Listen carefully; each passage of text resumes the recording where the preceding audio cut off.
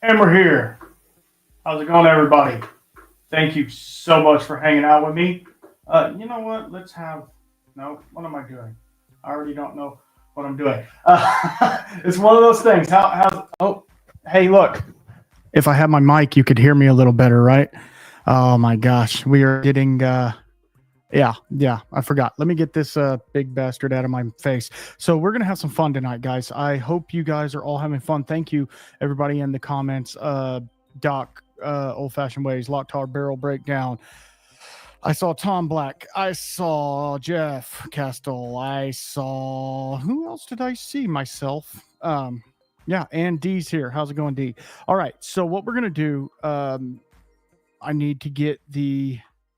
Man, I forgot to get the tool up real fast. Hold on. Let me you can still see me. I'm still talking. So da, da, da, da,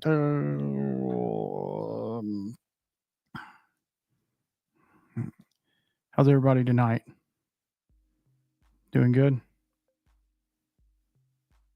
I'm trying to type and talk at the same time. It's not working very well for me. I'm trying to get this giveaway tool going. No, I don't want to watch tutorial. Yes, I know. How do I?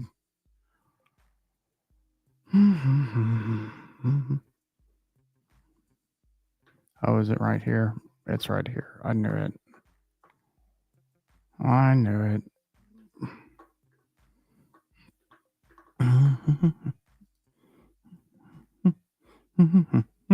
All right, so we're gonna have. I can't do this.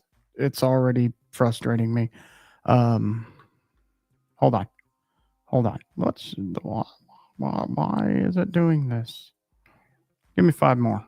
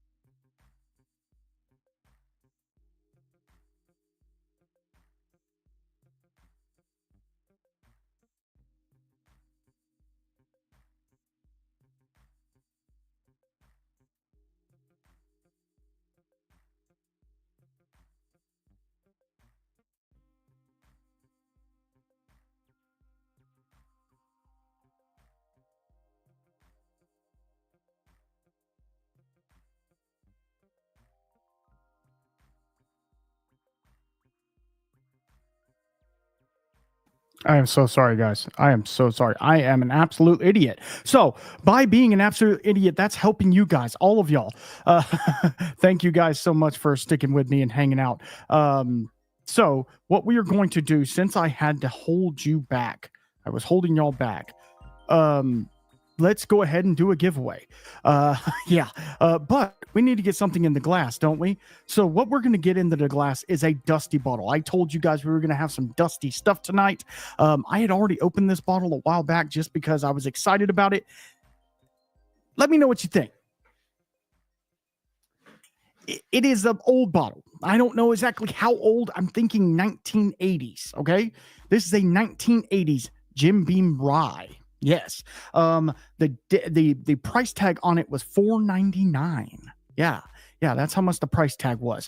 So, let me get to the giveaway tool, and we are going to do.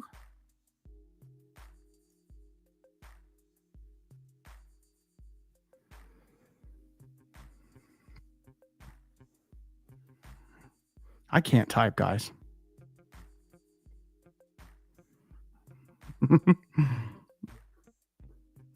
All right, so we are going to do share screen. We are going to do this guy. We're going to do Beam Rye. For your chance to win a 1980s something bottle of of Jim Beam Rye. I am going to pour a small sample of this. I don't want to do too much tonight because we got a long way to go and a short time to get there. So anybody who wants in on this, put Beam Rye in there, and we'll see what we can do.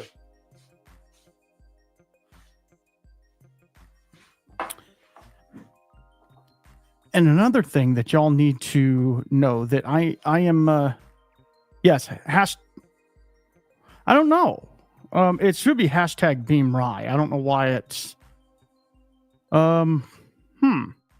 yeah, no, I guess it's not hashtag Beam Rye. It's just Beam Rye because it already says it has 6 entries. I don't know. That's weird. I don't know why it doesn't say hashtag Beam Rye, but it doesn't. So maybe it'll go through. Try it on both and see what's going on.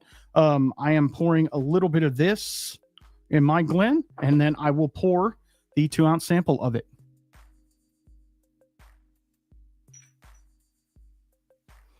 And on the sticker, it says 1980s Jim Beam Rye.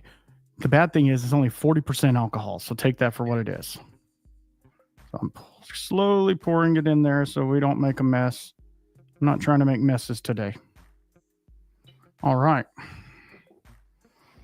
It smells pretty good, actually. Now, I will tell you, this was an unopened bottle. I've sampled it out to somebody, so they could have oxidized. It does have a screw top, so take that for what it is, right? All right, so here's the sample right here. I don't know if y'all can see it. I want to show just me, my pretty face. There it is right there. I'll give that a couple minutes. So one of the reasons I wanted to come on here was not only to say thank you for the wonderful year. It's been a lot of fun. I've had this year marks 100 episodes of my podcast, which I just released that earlier in the week, or yesterday, I guess. And oh, you couldn't see it before.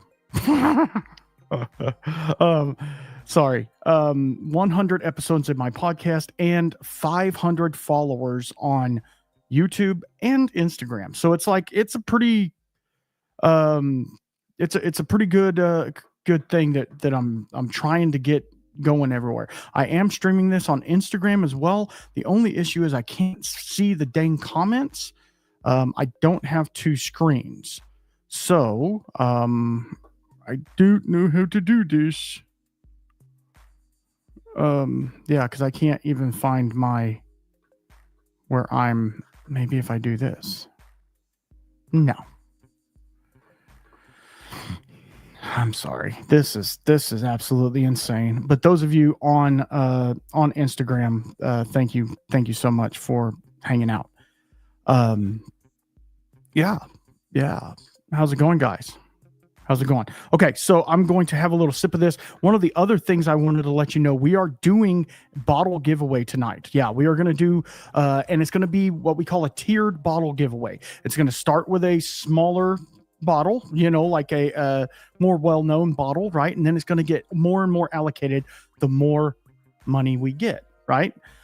So one of the things that we are going to do, hey Whitney. One of the things that we are going to do, I have two different ones. It's two different setups. If you want a chance to win a bottle, you donate, because obviously I'm not monetized yet, to my Venmo. And yes, my Venmo is my plumbing company. Don't worry about it. It dings my phone right away, and I'll get all the stuff. So a $5 donation gets you one entry to win a bottle. And the bottle we are starting with, I will show you the said bottle, is Larceny Barrel Proof. This is A123. Yeah, how do you like that? A123. This is a barrel proof. It's coming in at 125.8 proof. This is a wheated product. Really a great bottle. And for every $5 entry, we will do a duck race, and this will be one of the bottles that you can win. Now, here's the thing. If we get past a certain level in that, then I will upgrade it, and you can have a chance to win two bottles. Somebody will win the first one, and then you will stay in the kitty to win the second one as well, because I think that's only fair, right? So, but there's more. But wait, there's more. Also, as a special gift to you guys, or to myself, I guess, I also have my new Glencairns, and where is it? I can't find it. My challenge coins, right? And those challenge coins fit right on top. So for that, if you want to get in on that, it is a $5 donation to PayPal. And that also comes with some samples. Obviously, if I'm going to send you a package, you're going to get more than just the thing, right? That is probably, I don't know, $50-something value. So every $5 donation, and then I'll do a random drawing at the end of that as well. So I don't know why I can't ticker both of these. Maybe if I edit this one,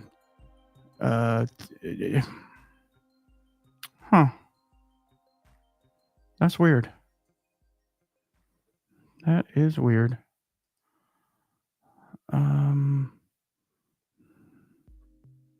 See, because that one's tickering.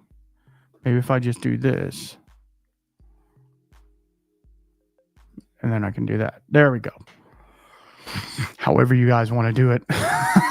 You know what I mean? I don't know. There's a lot of comments I haven't read. I'm sorry, guys. Okay, you guys like that bottle? All right, cool. So let's go ahead and get in this and see exactly how many people we got on here. We have 8 entries. Y'all get in there, put Beam Rye into the chat, or hashtag Beam Rye. Hey, Richard, how's it going? To win a 2-ounce sample of a 1980 something rye whiskey. I don't even know. It's Jim Beam Rye. I can't tell you where I got it from. I'd have to kill you. So it actually, on the nose, has a pretty good rye forward. Now you got to think 40 years ago or so, this was some older stock, obviously. It doesn't say the age on it, but I'm guessing it's probably 5 or 6 year old in there. So let me get a taste of it.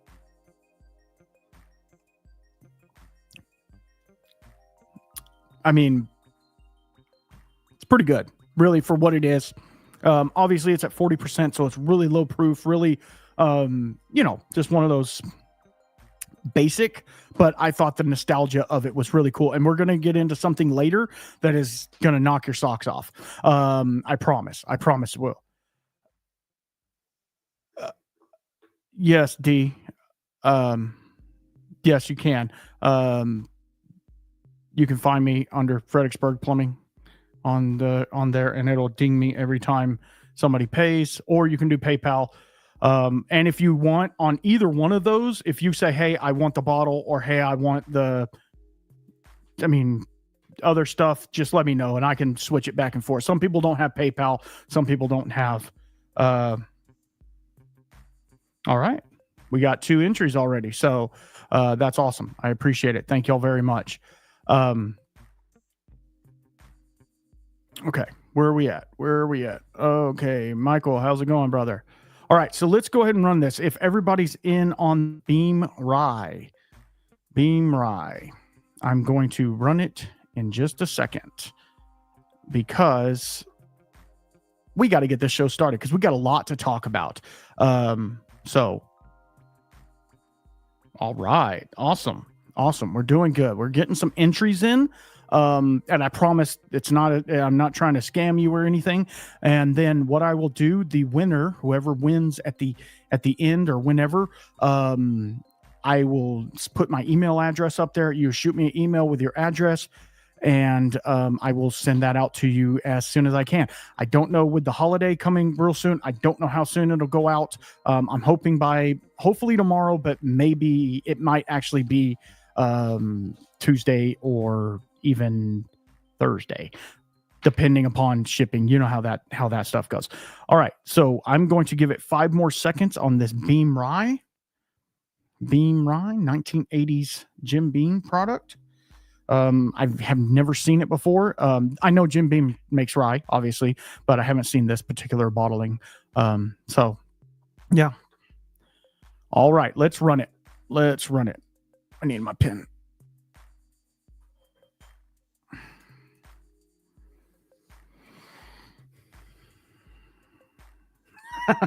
All right, Whiskey House. That's funny. Okay, cool. I can remove that now. Put me back up on the front. All right, so that was pretty awesome. So I thank you all who played, and there's going to be a couple more of those. So we're just going to go from there. I'm going to take one more sip of this and set it aside so we can get on to our next thing. What was my next thing? Oh, let's talk about some of the blessings that we've had this year. I know everybody talks about that at the end of the year. Everybody's excited. Everybody wants, they have all these expectations for the next year. Most of you who know me know that I went through a little health scare last year and was not really able to do a whole lot during the holidays. And so this year I told myself, hey, we're going to do a little more this holiday. And I kind of went, I kind of came back to reality with, I doubled down on everything. Like I was doubling down on podcasts. I was trying to get as much content as I could out. And I just developed myself into this whiskey community. And it was both good and bad. Obviously, it was good because we're sitting here at the end of the year with some great people in the chat, with people, but it did take away from family time, because as we all know, we are, when we're working all day and then we're working on content or we're working on a podcast or we're working on, all of the things. So yeah, it does get a little strenuous sometimes. So at one point there was one or 2 weeks there, April or something like that, that I did 3 podcasts in 1 week, just because I was trying to catch up and just overdo, you know what I mean? I was really overdoing it, but at the same time, it was a lot of fun. So take that for what it is. Tom Black, you didn't miss much. We sipped on some Jim Beam Rye, and we're fixing to move on to the next thing, so you guys can get on that as well. And then we have our grand finale with it, which I hope you guys are going to really love. Thank you, Doc, so much. I got you down. And so we are almost moved on to the next tier already. So, so that's really cool. I really appreciate it. And I'm not, trying to be that guy that wants to get stuff, but these these bottles I feel are really cool. And these are from my personal collection. Obviously, this one I've been sitting on for a minute. I love Larceny. I have another bottle and I'm like, why do I have all these not extra bottles, but you know what I mean? So I'm going to find something else to drink. And this one is going to be super cool. And my next guest, my guest that's coming on here in about 5 minutes. You're a little early, Germ, but he's going to be really intrigued by this. So let me get that real fast.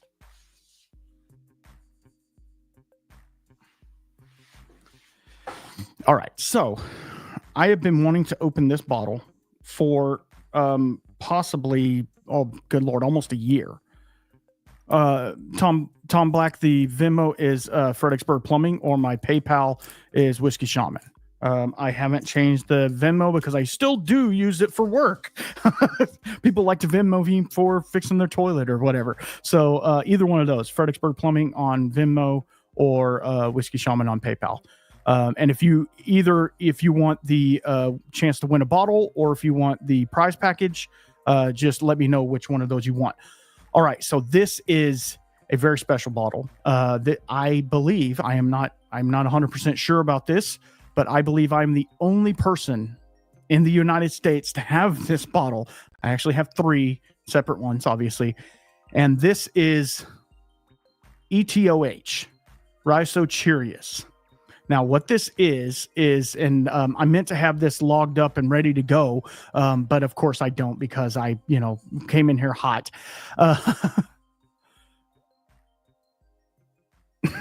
It's all good, Tom Black. I get it. It's right there on the middle of the screen, and he missed it. But this is Reactor Whiskey.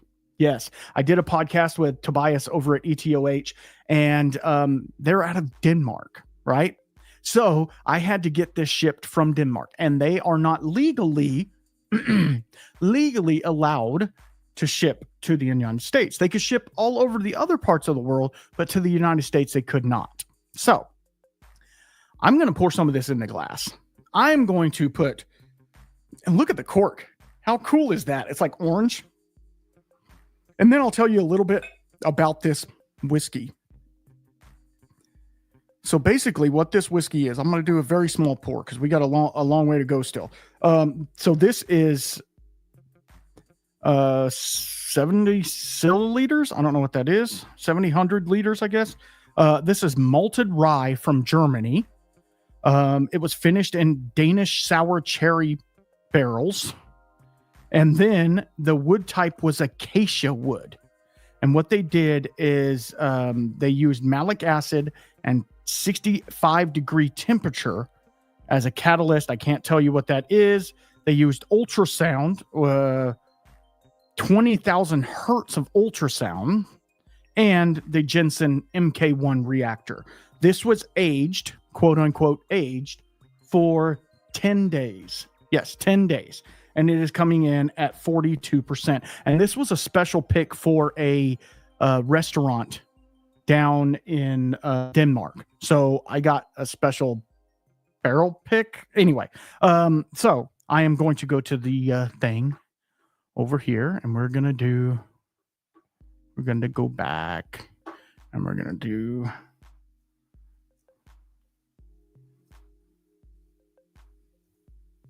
Sorry, I can't talk, and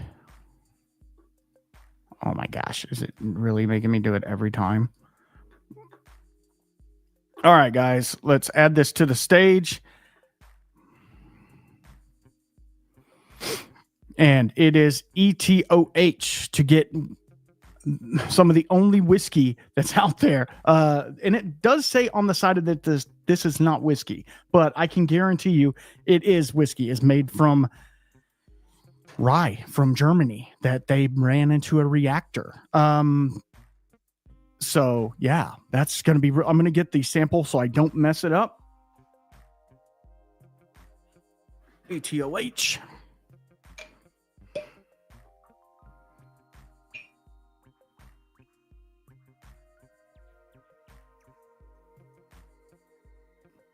So whoever wins this will be the next, the only other one in the United States to have this. which I find to be very fascinating. Now, let's see if it's good, and then we will get one of our guests on, if he's ready.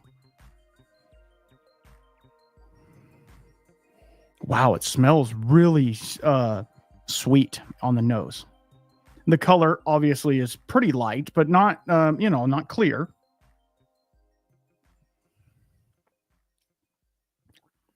Oh, wow.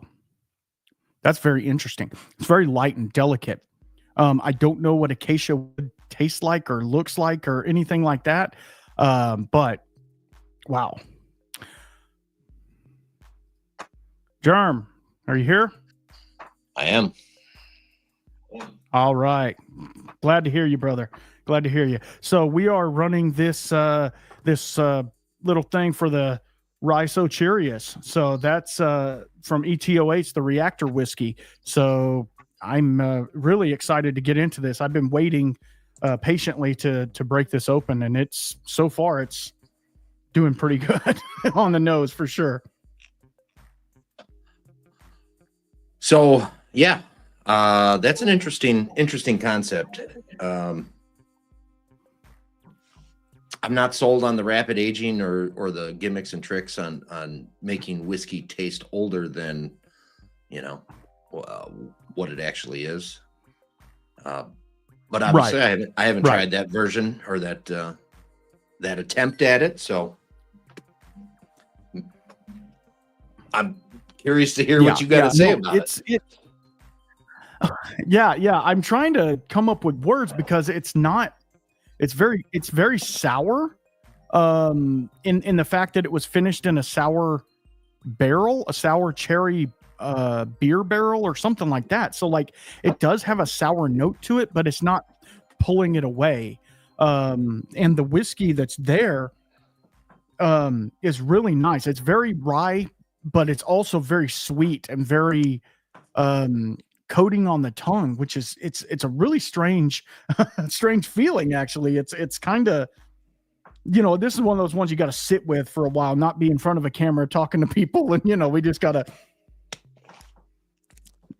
So if you guys want to try this, make sure that hashtag ETOH to win a 2-ounce sample of this. This is some reactor whiskey. Yeah, I don't know what to say. I will tell you that when I talked to Tobias, he was pretty cool.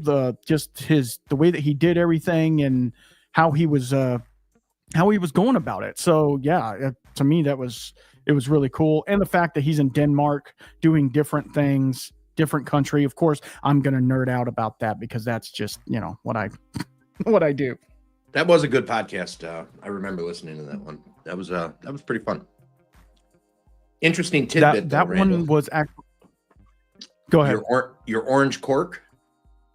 So orange is the national color of Denmark. I don't know if that's why I don't know if that's why the cork is orange, but just throwing that out there. I mean, it very well could be because the top of the cork is blue, so it's blue and orange, and I'm wondering if that is their colors. But anyway, all that being said, I'm going to let this run for a couple more minutes, and we have another guest. We're just moving right along here. What's up, so Tater how have you been, What's up, Jerm? everybody? Obviously, I've been good. I've been good.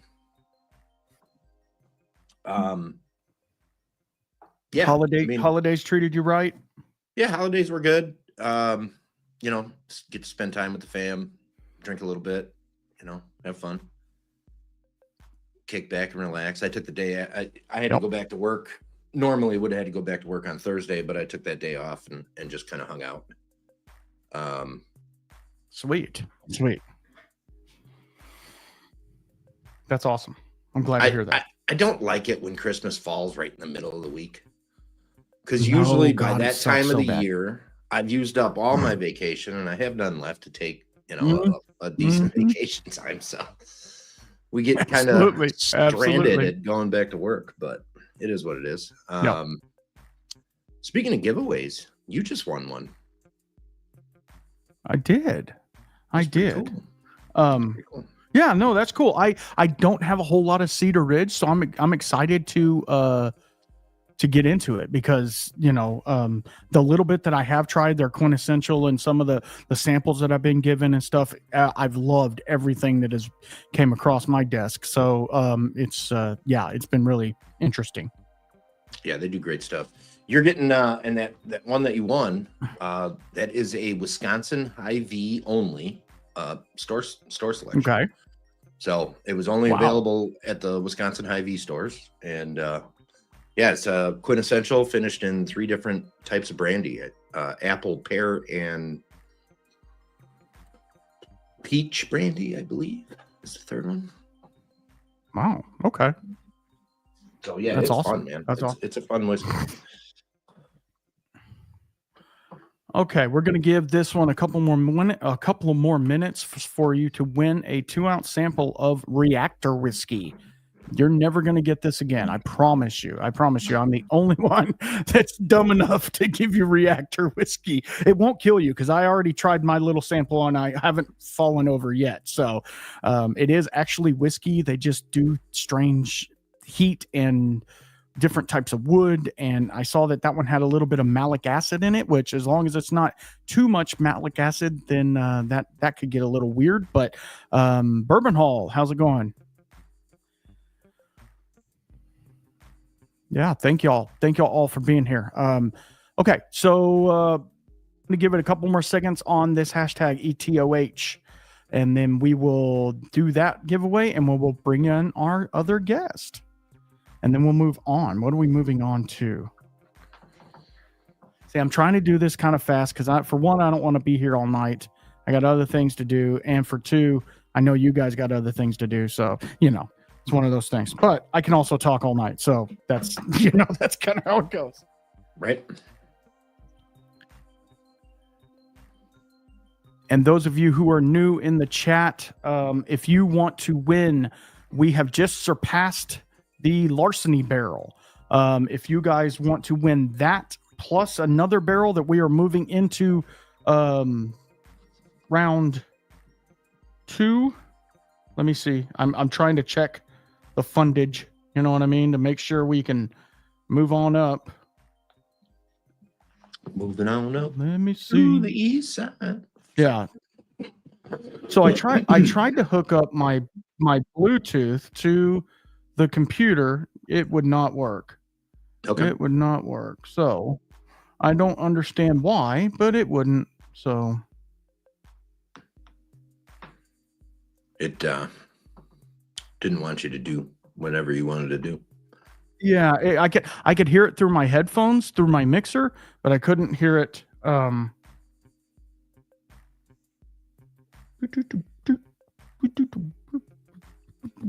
like your little background music. Yeah, well, it's a nice little groove. Yeah, it is. It is. I go between that one and there's another one, and it's a little more rock and roll, and sometimes it kind of throws you off. All right, let's go ahead and run this one. Thank you all for being in the chat. Let's go ahead and run it. If I can freaking find, I got like 27 tabs open. Let's go. Oh, I see spicy strawberries here. Mm-hmm. And more. That's hilarious. All right. Good job. Good job. Look at you go, Spice. Good job, Spicy. All right. I am going to add our next guest in, and we'll get on to our next sample. All right. How's it going, brother? Oh, look, it's me. It's going pretty good. Can you hear me? It is you. Yes. Yeah. I was just commenting. Nice job, Spicy, for winning the Reactor whiskey made with real bits of elephant foot from Chernobyl, I presume. Yes. Yeah. Exactly. I think you're right. Exactly. I think you're right. But how did that one taste? Did you try it, Randall? Yes. It was it was good. I need to sit down with it a little bit more. I just tried a small sample of it right here. It was rye forward. It has a sour cherry finish. So like it tastes like sour cherry, like those sour cherry candies you used to eat.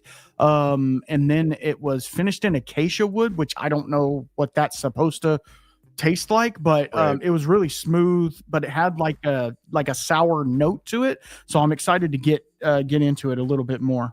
Mm-hmm. No, for sure. All right. Well, so before we move on, I gotta call out two elephants in the room that I see here. One, I don't know who you are. I haven't met you yet. And Randall's introduction was a little weak. So, but I'm very sorry. That's no problem. But I see a little Wisconsin tin in the back with the Tattersall logo on it. Thoroughly thrilled about that. And you're drinking some Westland. So, American Single Malt, I'm a happy guy. I am. This is Dylan. Sorry, Dylan. No, that's fine. Germ, Dylan. Nice to meet you, Dylan. Nice to meet you. I've watched some of your stuff and Randall's victory on the second blind challenge that you guys did a couple days ago. So congratulations, Randall. Well, thank you for watching. Yep, silently in the background. I barely won that. Okay, hey, an inch or a mile, right? Still a victory. Yeah. Oh yeah. No, it was a win. I'll take the win. But good Lord, it was it was a lot. It was a lot for sure. Yeah. No, I was just drinking some the Westland. That was like my gateway into American Single Malt years back, and the Sherrywood is my absolute favorite. So I thought with the recent TTB classification that it was fitting. So yeah, absolutely. Cheers. Which Westland is that one? This is just it used to be the shelf stable, just the regular Sherrywood edition when they had the American Oak and the peated line, and then they switched over. Yep. Yeah. So, but the regular flagship one is really good. I just prefer this one a little bit more. So okay.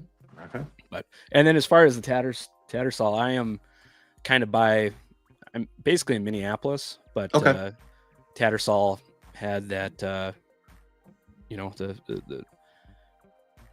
tasting room in Minnesota, and then moved over to you guys because you're in Wisconsin, right? I am. Yep.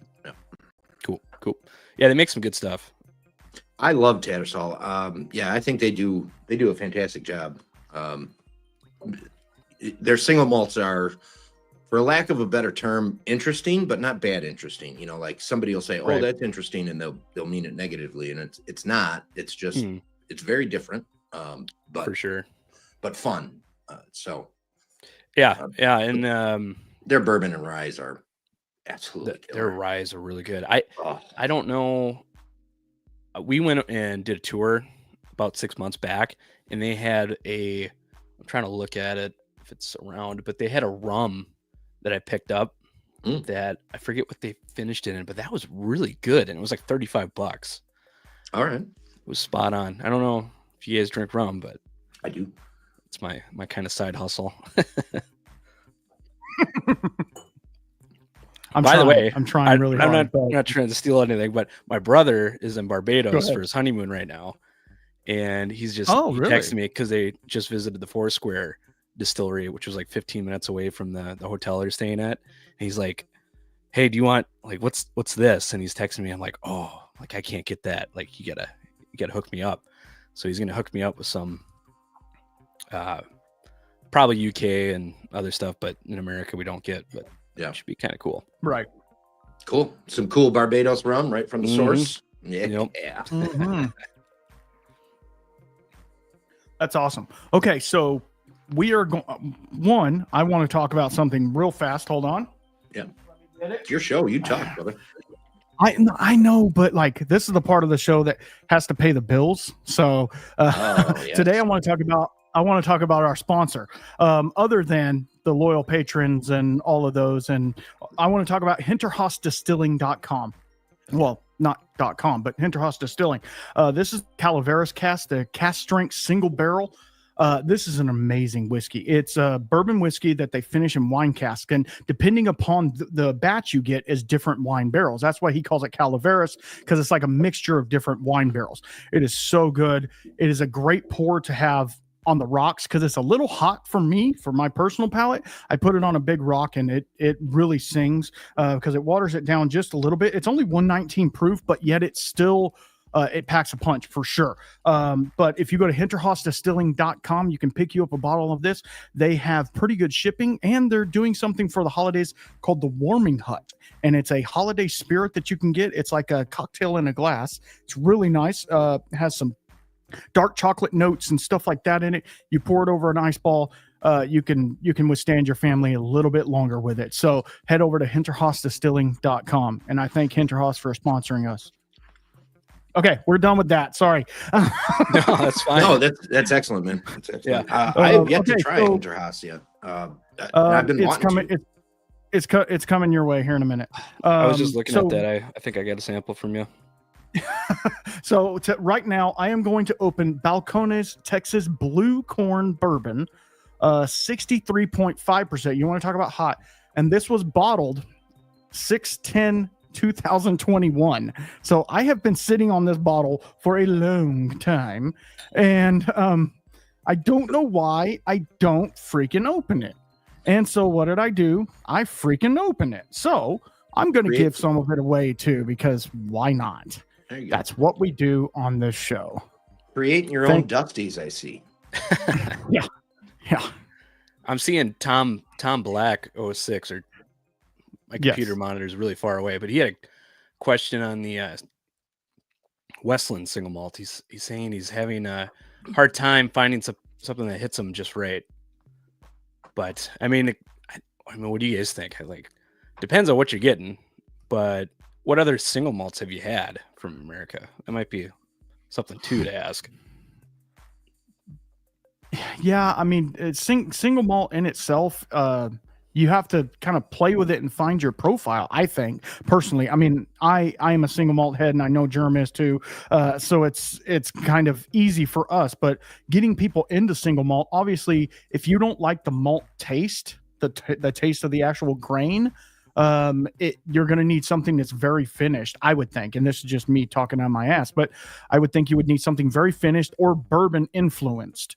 And then that's where I would go. So like with Westland, I would say they're port cast finished or something like that, to where you're not getting all of the impact of the grain. Because I think that's what turns a lot of people off, even though the grain influence in a bourbon is the corn, but the corn is a sweetness, whereas the grain is a graininess.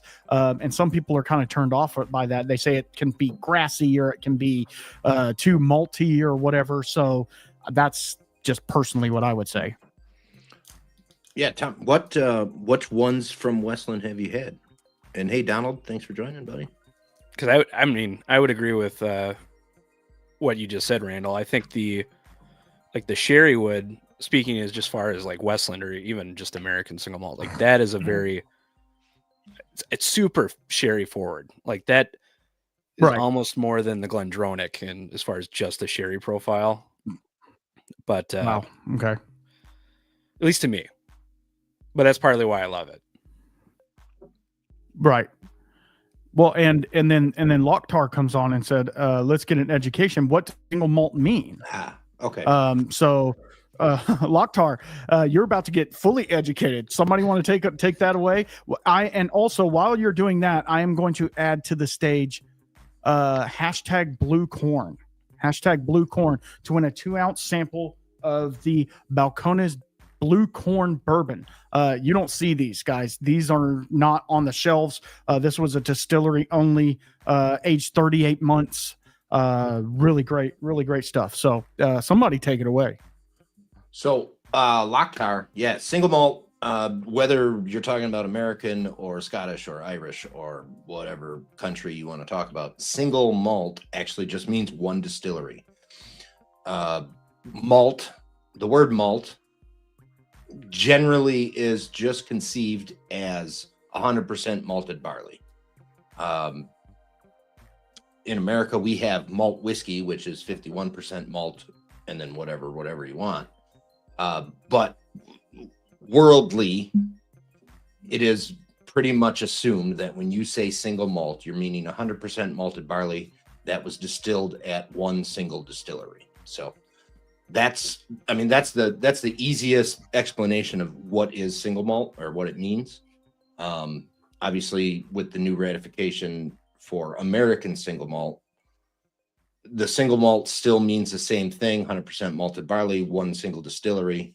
Adding the U.S. in there, it has to be distilled, fermented mash distilled in the United States. Does not say bottling, so bottling can be done elsewhere. It does not specify where the grain has to come from, so the grain can be sourced from anywhere. But then the other things are very, very similar to bourbon. Can't be distilled to more than 160. Can't be put in a barrel more than 125. Can't be put in a bottle more or less than 40% alcohol or 80 proof. So those are pretty standard things across American whiskey. They added a straight single malt, American single malt, and that just means it has to be 2 years old or older. And also, if you're going to use coloring, they have to put it on the label that they colored it, which I love that. I wish they would have opted out of it, but the fact that they say you have to call it out on the label if you're going to use it that's a step in the right direction. That's good. And my mistake, Tom Black, he hasn't tried them. So I think for a starting point, if you can find the Sherrywood finished Westland, that's where I would say start. Mm-hmm. They have discontinued it. So you might, the easiest one you're probably going to come across is the Flagship. Yeah. Which is going to be a blend of, I think, correct me if I'm wrong, but it's going to be a blend of sherry, new oak, and the peated, I believe. Yep. Yeah. So yeah, basically what they did is they took that heritage lineup, which was the American oak, the peated, and the Sherrywood. They took those three, discontinued them, but blended them all together, like all of those separate things, and then made their one single flagship. So it has a bit of all three of those in it. Not in 33% proportions, but it's whatever proportion they came up with to make it how they wanted it to make it. Yep. So still a solid bottle, but very solid bottle. I actually, obviously the Sherrywood, I love the Sherrywood of the old set. I thought that was fantastic. The peated, little lacking for me on the peat, but the American oak was a little too much oak influence for me. So I did like the Sherrywood of the original three, but this thoughtfully made, I think they did a fantastic job blending all three of those aspects together and making a very good bottle. So I do like that one. Yeah, I'm sitting on like 6 or 7 of the Sherrywood unopened ones. You found a stash somewhere. I found a stash, and I just I love these. I'm getting that. So I'm into their Outpost range for sure. Their Outpost range is a bit more expensive, but it's the all Washington stuff. So the Calais is Washington grown barley and very specific barley. They use one single grain for each release. I have a Garyana. I forget what. I think it's like edition 5 or 6. I forget. Okay. But then the Solum edition. Solum. I got one of those, but pretty good. Yeah, and they focus on everything is Washington on those. So like Garyana, obviously it's Washington oak, the Garyana oak. So it's all aged in that. Not all of it, but there's the majority of it is aged in new Garyana oak. Peated, the peat comes from Washington State bogs, so that's kind of cool.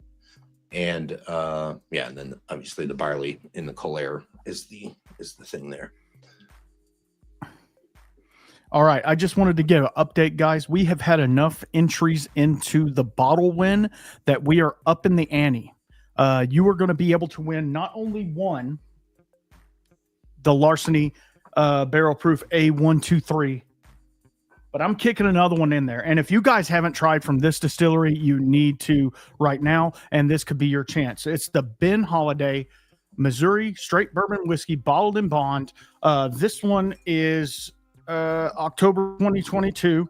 So it's 6-year-old 6-year-old whiskey coming out of Missouri, some of the best stuff that's out there in the bourbon game right now. So $5 donations on Venmo will get you in on this. Now, what'll happen is you'll get a chance to win the Larceny, and if you don't win that, you'll get a chance to win the Holiday. So the more entries you get, the better.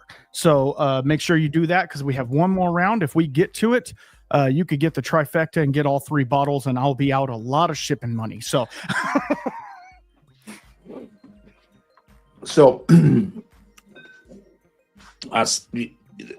first of all, congratulations on the 500, brother. I appreciate it. Seriously, congratulations. That's awesome. And 100 episodes on the podcast. That's cool. Yeah. Yes. And so what's the Whiskey Shaman's outline or plan for 2025? What do you what's your thoughts? You going to change anything? You're just going to kind of keep trucking at where you're at? And I am actually going to pull the reins back, not so much on the podcast. What I like when I originally started the podcast, I've learned so much in the past couple of years about whiskey, and my wife was like, I don't care. Like she wasn't mean about it, but she's like, you're telling me all these things, and like, I don't even know what you're talking about. She goes, why don't you start a podcast, and then you can just tell the ether that and go from there. And so that's what I started out doing. And obviously, if you listen to the first couple of episodes, they weren't the greatest, because I was doing it on my iPhone microphone or whatever. So now we've moved on up. We got some better equipment and stuff, but I never really thought I was going to get guests on, because I was just thought it was going to be me talking to a camera in a shed, and then I got some guests on, and now I've had people like freaking Compass Box came on the podcast, and Holiday Distilling came on the podcast. JT Mellick, Natterjack, good Lord, who just came on? Oh, Found North. Crap, I can't even tell you all. I had Emma from Balcones. We talked about blending. I had Still Austin on. Just all of these amazing people came on there, and it's been so much fun. And so one thing I want to do is try to diversify a little bit and get more into some of the bigger brands, which I know is really difficult, because obviously I'm a smaller group trying to get into a bigger brand. But I just got an email back from a fairly large brand, one that you've heard of, and nothing is final yet, because I don't want to say anything and jinx it. But I just did a bad review of one of their whiskeys, and I think that's one of the reasons he reached out to me. So if you follow me on YouTube, which hopefully you do, go check back at some of my episodes and see which one I gave a bad review, and you might get a couple of details on it. But I just want to continue to buckle down. But on my YouTube stuff, I want to kind of step away from doing the clickbaity stuff, like I did my Bourbon of the Year and my this and my that. I'm not in it for the likes and the views and stuff like that. I'm in it because I love whiskey, and that's how I want it to be. And so, like, starting next year, my content on YouTube will be more sommelier based, I guess you can say. It's going to be more like teaching you about whiskey and teaching you about how to drink the whiskey, and how, like, I do a whiskey 101, and that's been fine. But like, just drinking this Balcones Blue Corn, it's hot, it's fiery, it burns your nose. Like I'm having to step back really far to smell it, because it's intense. So teaching people about that, and that's kind of one of the things I started doing, and now it's kind of turned into, what tater bottle can I get now? So yeah. Anyway, I hear you. I hear you. Yeah. So that's kind of where I want it to go from here. But obviously, I will, if I get a cool, I'm not against allocated bottles or anything like that. I don't want you to think I am. I just am not going to seek them out because, for one, I can't find them. I'm not going to wait in line for days at a time to pick up a Stag or a freaking, would I love to have a George T. Stagg or a William LaRue Weller? Absolutely. But at the same time, there's a bunch of craft distilleries out there that are doing some amazing stuff that can rival some of that.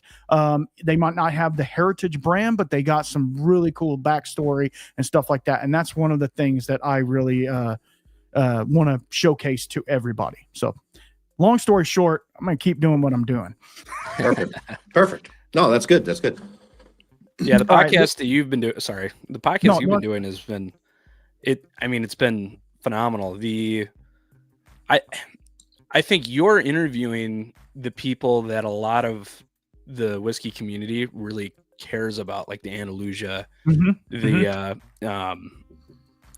Holiday, the small to medium producers. Yeah. Yes. Like, and those are the ones that, and the small ones, it's hard to find information on them of any sorts, and you're doing it. So kudos. Like it's kind of funny when I just did the video for Rio Bravos, which is a small distillery in College Station. I know, Doc, you hate College Station. It's fine.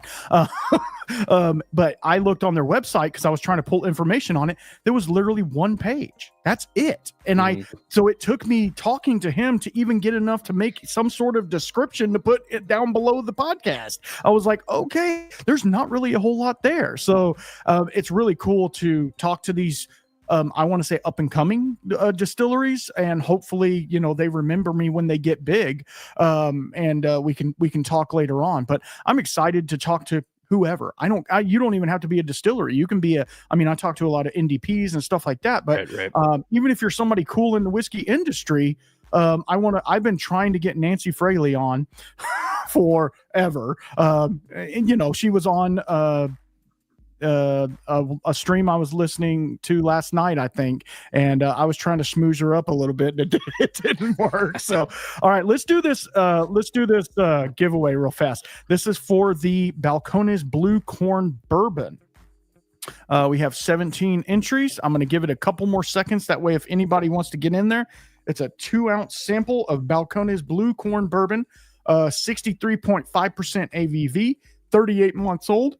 Bottled 9/10 of 2021, so it's been sitting in the bottle for a little bit. Let's do it. Who's gonna win? Think I can call the winner again? Jeremy, I don't. Maybe. I'm not gonna try it because we've been M down too long. Yep, there you go. Nice job. All right, M is whoever M is. M and M, maybe. Who knows? But anyway, this blue corn is really nice. I haven't had a bourbon from Balcones for a long time besides their pot still bourbon. This one is really nice. It's really dark and dank like their single malt. But it does have some heat on it for sure. It pretty much sums up almost every bottle of Balcones. Dark, dank, and some heat. Yeah, absolutely. Yeah, no, it's yeah. I like Balcones profile to me, and those of you who haven't had it, you need to try at least one Balcones. I wouldn't start with Brimstone because Brimstone is scrub oak smoked, so it's a little weird. But like their single malt. I did the blind challenge. Well, not the blind challenge, but the Texas best of Texas whiskeys. And the guys, Doc from Old Fashioned Ways was on there, and a couple of other guys. And two of them sent Balcones single malt, but they tasted different. So it was, they had a little bit of a flavor drift on them, and I liked one better than the other. So it is batch specific, which is kind of cool. Even though Balcones is a fairly large craft distillery, if you want to call them that, they do still have flavor drift, and they don't really care about that. So it's really kind of cool. It's really kind of cool.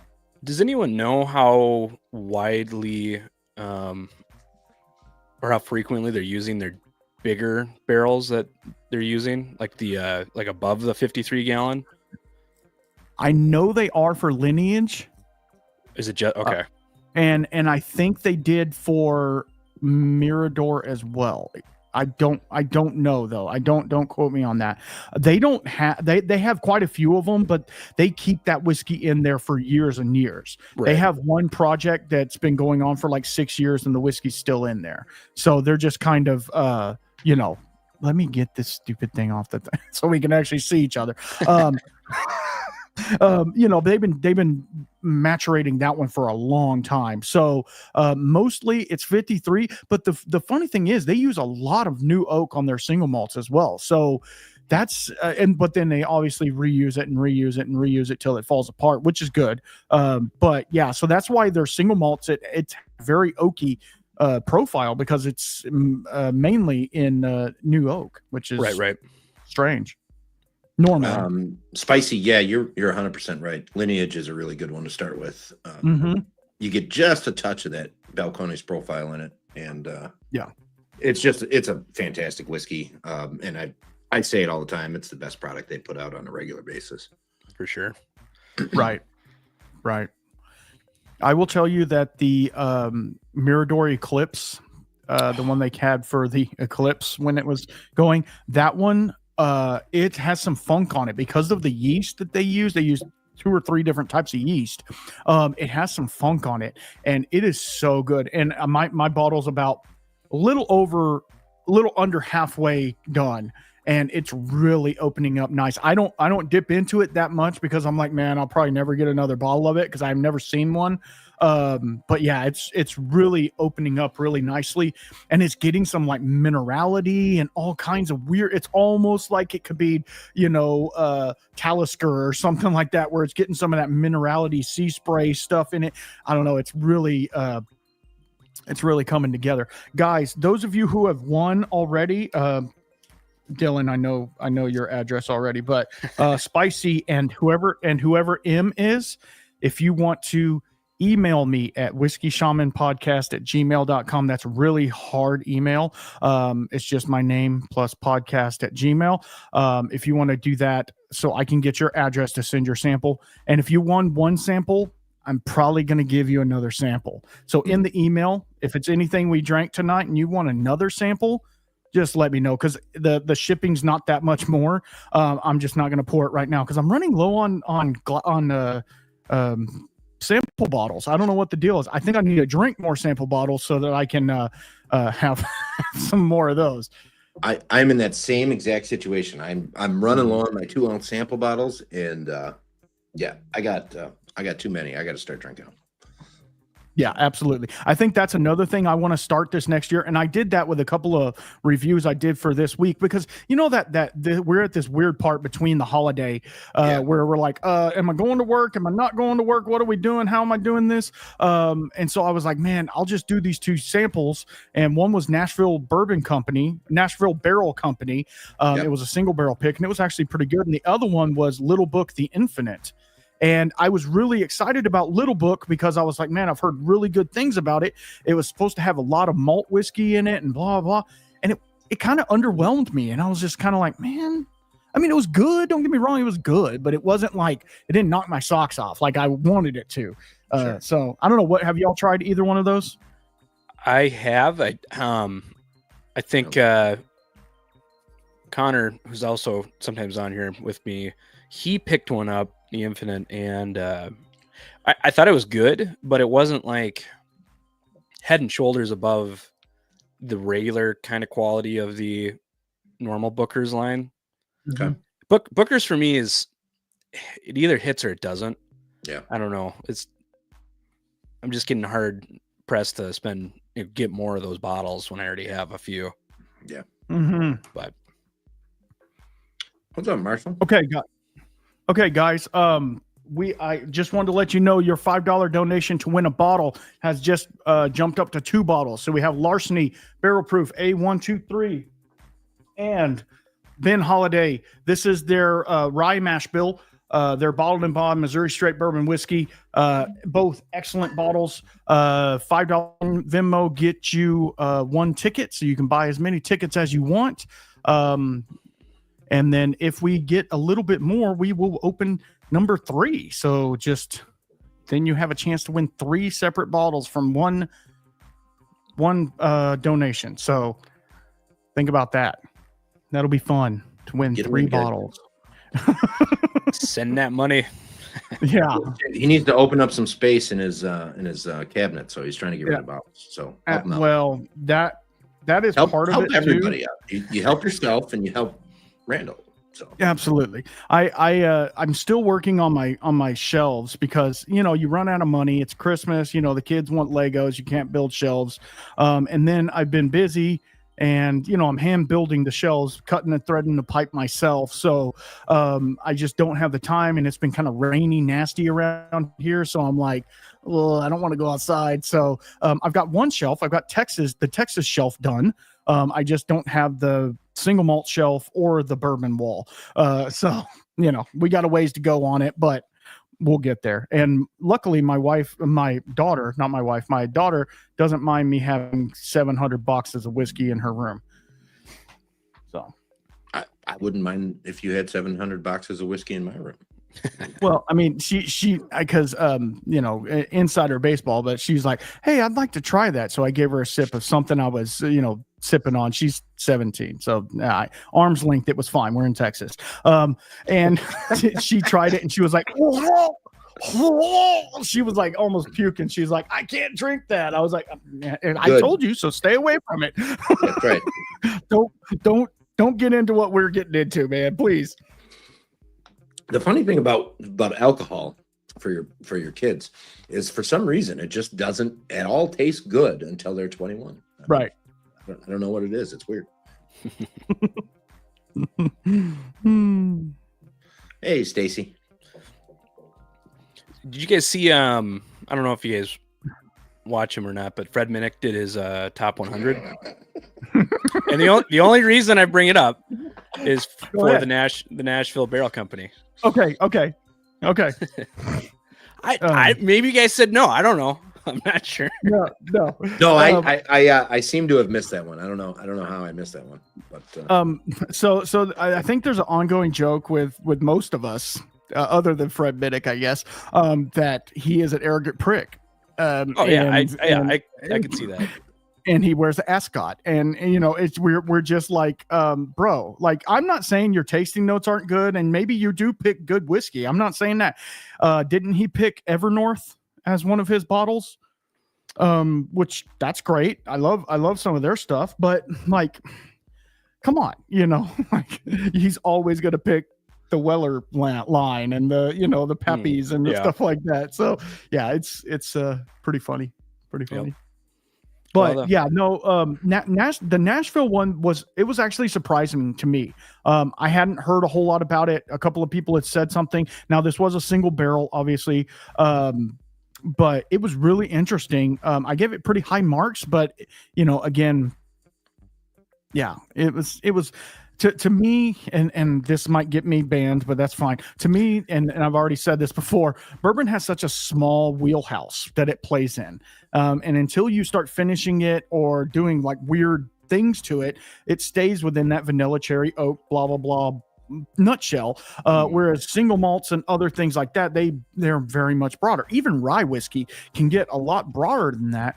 And so to me, most bourbons, they just taste like bourbon. You know what I mean? I try to get deep into them and like study them. And I have quite a few bourbons, and I dip into them and I'm like, man, I really need something with a little bit more complexity. I don't know. It just, just me. I don't know. And that it hurts my heart because I want to enjoy bourbon more than just say, hey, that'd make a really good old fashioned, but, I hate to say that. Now this Ben Holiday, it really has some nice flavors to it, and I really do enjoy it. I mean, it's not one of those ones that I would pour out for sure, but I got gifted another bottle. That's perks of the job I get. I got gifted another bottle, and I had 2 bottles sitting there. So I'm like, hey, why not? So. Mm-hmm. Tom Black, you're right. Irish whiskey is similarly like that. They can all kind of taste the same unless you get like one that's a little bit different. Like I've noticed with like Clonakilty and people like that. I hate to say this, the Natterjack, the basic Natterjack was really subpar to me. Their cast strength was nice, and their mistake was pretty good because it had more extra oak influence. But most Irish whiskeys are made to kind of be like that because they're triple distilled. So therefore it takes out a lot of the flavor that's in it. So you're really just getting a little bit of barrel candy and stuff like that. So that's just my thoughts. And there's plenty of Irish whiskeys that that are definitely unique and fun to explore and all of that. Oh yeah. There's obviously the handful that are basic, Connemara, I love it. Connemara is a great one. I just wish it was a higher proof. Like if they made a Connemara cash strength, I'd be all over it. Yeah. You got Irish whiskey guru in here calling you on your What? I'm sorry, Stacey. I'm not looking at the. No, you are right. I agree, Stacey. You are right. Call me out, please. There is so the thing about the reason I think that Irish whiskey gets that rap is because there's 6 brands, Correct.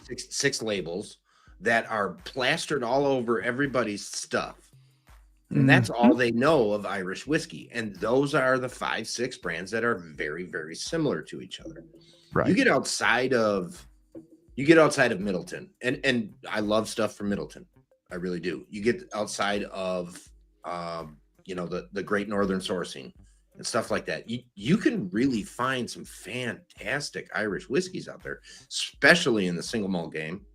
The Irish pots, single pot still stuff.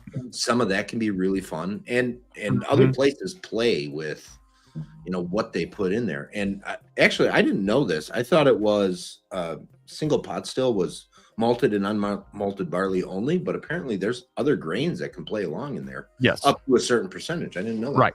Right. Until recently. But there's definitely stuff outside of the one lane highway. Yeah, absolutely.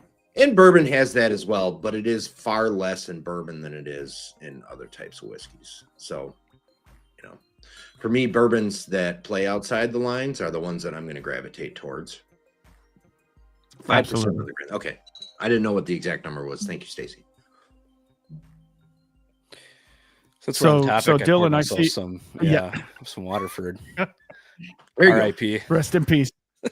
Yeah, rest in peace. Yeah. That's another topic we can get into, if you guys want to.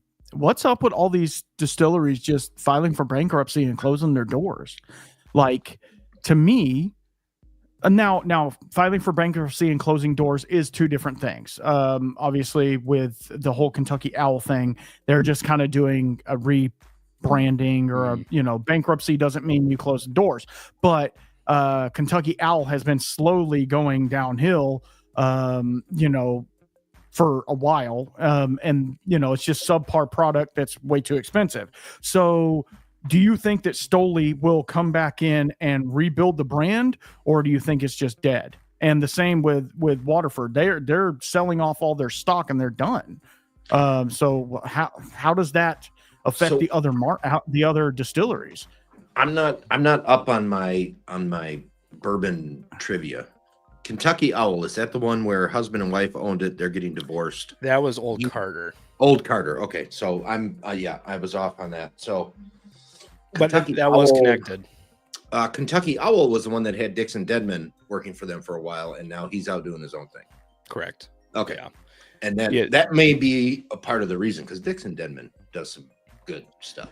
So the there's another podcast that I followed closely, Podcast, and they had some connections to Dixon Dedman, just loosely.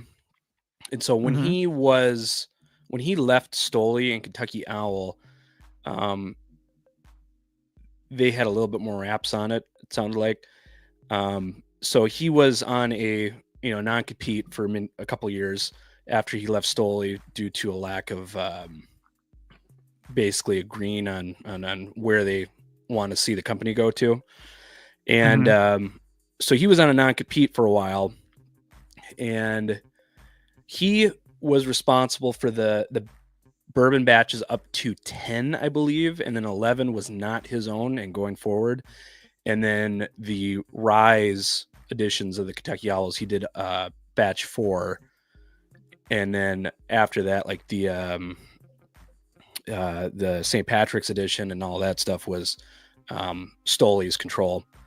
The in my opinion, it was pretty evident when he left. It seemed like it pretty drastically went down and followed that trajectory to this day.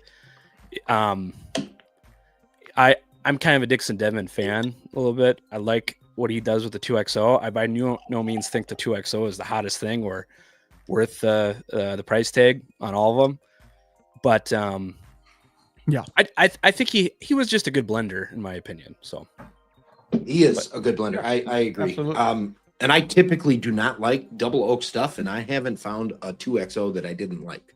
So yeah, whatever that's worth. Sure. Yeah. I guess back to the Stoley thing. I think what I kind of see, my non-educated opinion, I kind of just see them, trying to sell off as much of the remaining bottles they have. And then I feel like I don't think they're going to hold on to that brand if they want to do anything with it. Stoley's not done anything good with American whiskey. They just don't know how to run it, it seems like. But I think they're going to get it off or, sell it or something. But right.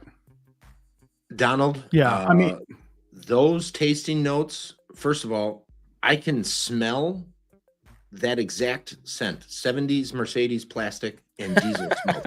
I can smell that. I know exactly what that smells like, and I'm here for it. I would love to try that. He is not wrong, and I am smelling this one right now. This is the Dunmore edition 1.1, if that means anything to you. And then Waterford had some promise, but Mark Brenier got in the way. That's funny.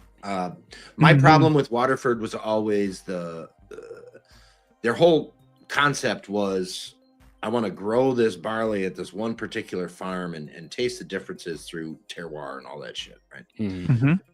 But then they put it in all kinds of different casks, and it was like all you're tasting is cask. Yeah, you're not tasting the farm anymore. You're tasting the cask. No. Yeah. And I thought that was a misstep on their part.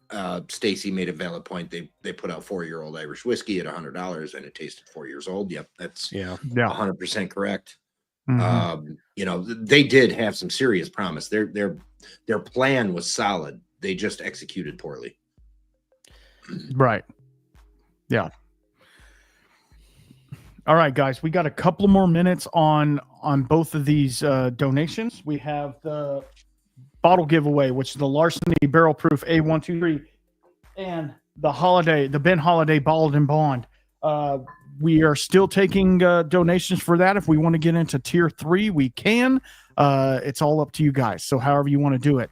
But yeah, no, I am ready to pop open my last pour. Not of the night, but of this show, and is the Piece to Resistance. So what I'm going to do is I'm going to make myself a little bit bigger because it's my show and I can do that. You can do that. Yep, I can do that. So I thought it fitting into the year. You guys know that I like old things. Maybe you don't. I like old things. I'm older myself, not really that much older, but I was gifted this, and we're gonna pop it open right now, and it is none other than a wild turkey decanter from 1983 that has not been opened. We are going to crack it open, and yes, you will be able to get a sample of this. I can tell you right now, this has not been opened, but it's about half full, maybe 3 quarts full. There could be a chance, I'm going to try it. There could be a chance that this could be leaded. So if it is, cautious, of course. But if you give me 1 second, of course, I've got to move everything out of the way. I really don't want to drop this because I've been looking for a decanter for a long time. And this, I love Wild Turkey. Wild Turkey's doing amazing things. And they don't really change for anybody. And that's really cool. Jimmy Russell has had an excellent career, stuff like that. I don't know if he sold his soul or not. We're not going to talk about that. But at the same time, we're going to break into this. I just taken the head off, the cork already broke. So it'll be a process. You knew that was going to happen. It just popped in there. Great. Oh God. Most likely, Randall, you're going to want to get it out of that decanter anyways and get it into an actual. Absolutely. I am. As soon as we are done here, I'm going to put this into something else. Hey, it's brown liquor at least. It is brown. That's a good sign. Oh, that's good. Yep. It is brown liquor. Is the decanter ceramic or glass? It is ceramic.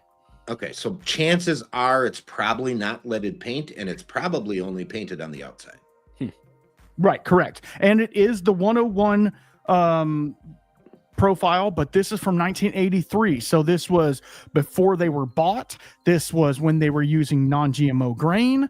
This is that color is lovely. Yeah, I mean, look at the color on this. It's not stuff, cloudy. man. That's good. It is minimum 8-year-old whiskey in here. It's not cloudy, and I know you're living vicariously through me, and I'm sorry. I am going to go ahead and get this guy going. Nope, I need to go to it first. So Randall, put your Venmo info back up. Somebody said. I'm sorry. Somebody suggested that, and I thought that was a good idea. And maybe there we go. Maybe a small hint of what the third tier bottle might be. Oh, the third tier. Are you ready for the third tier? If we get to it, we have about, I'm not going to say how much we have. We have a little ways to go.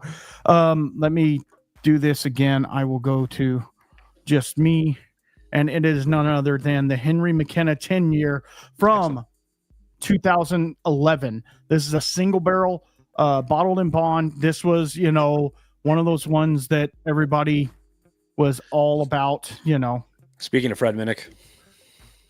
Yeah, exactly. Fred Minnick loved this bottle back in 19 or 18. This is the 21 edition. It's a great bourbon. It was very allocated for a long time. You couldn't find it. Now it's becoming more and more, but this one to me is a really great bourbon. I love a good bottled in bond. The proof is right on point, and this one has a lot of oak and a lot of character to it. Whereas, like I said, some of the others do not. This one actually has a really good, nice profile. So if we get to it, then that's where we'll go. So if you do Dusty Turkey. I didn't do hashtag. Why didn't I do hashtag? Lord, Steven, do your comment again and do Dusty Turkey with a space between the two. No hashtag. God, I am such a loser. Joe or Jose, same thing. I will tell you on the nose, it smells like it smells like old turkey. I've never had old turkey. I've had turkey from like the 98, I think. This will be the oldest. It's very light though in its profile, and it could have oxidized. Obviously, it could have oxidized in the thing. Let's get in on it.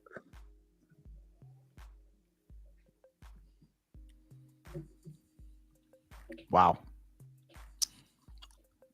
I don't think so I've had myself a Wild Turkey 101 from 1971. 1971, maybe 1973. I don't remember which. Right. It was one of those two. I had two really dusties. I had an Ezra Brooks from one of those 2 years and a Wild Turkey 8-year 101 from one of those 2 years, 71, 73. Very, very different stuff. Yes. Than what it is, what's out today. Absolutely. So I do have a 2-ounce sample, but what I'm going to do, I just got some chunk of cork in my mouth. So I am going to filter the cork out of this, put it in a different bottle, obviously save the decanter because that's part of why you have it. Then whoever wins this will get a 2-ounce sample of that. And I will tell you that both of you guys are going to get a 2-ounce sample of this as well. So. I got to highlight a comment here. I can't highlight them, but Michael Bortner, a little lead won't hurt you unless it comes out of a muzzle, and that just made me laugh. That made me laugh so much.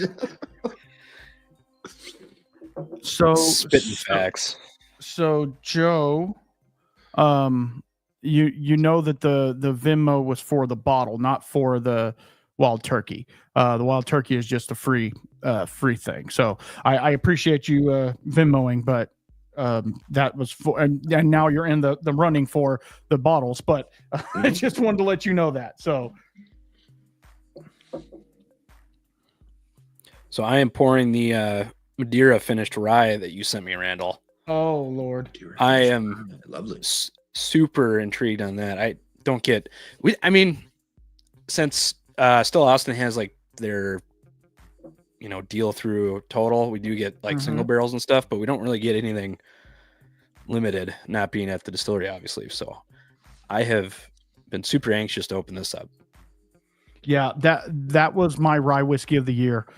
Still Austin Rye finished in Madeira cask. I mean, you can't get any. It was a distillery only exclusive, and I sampled way too much of it out, and I literally probably have a quarter of the bottle left, and I'm so sad because I'll never get it again.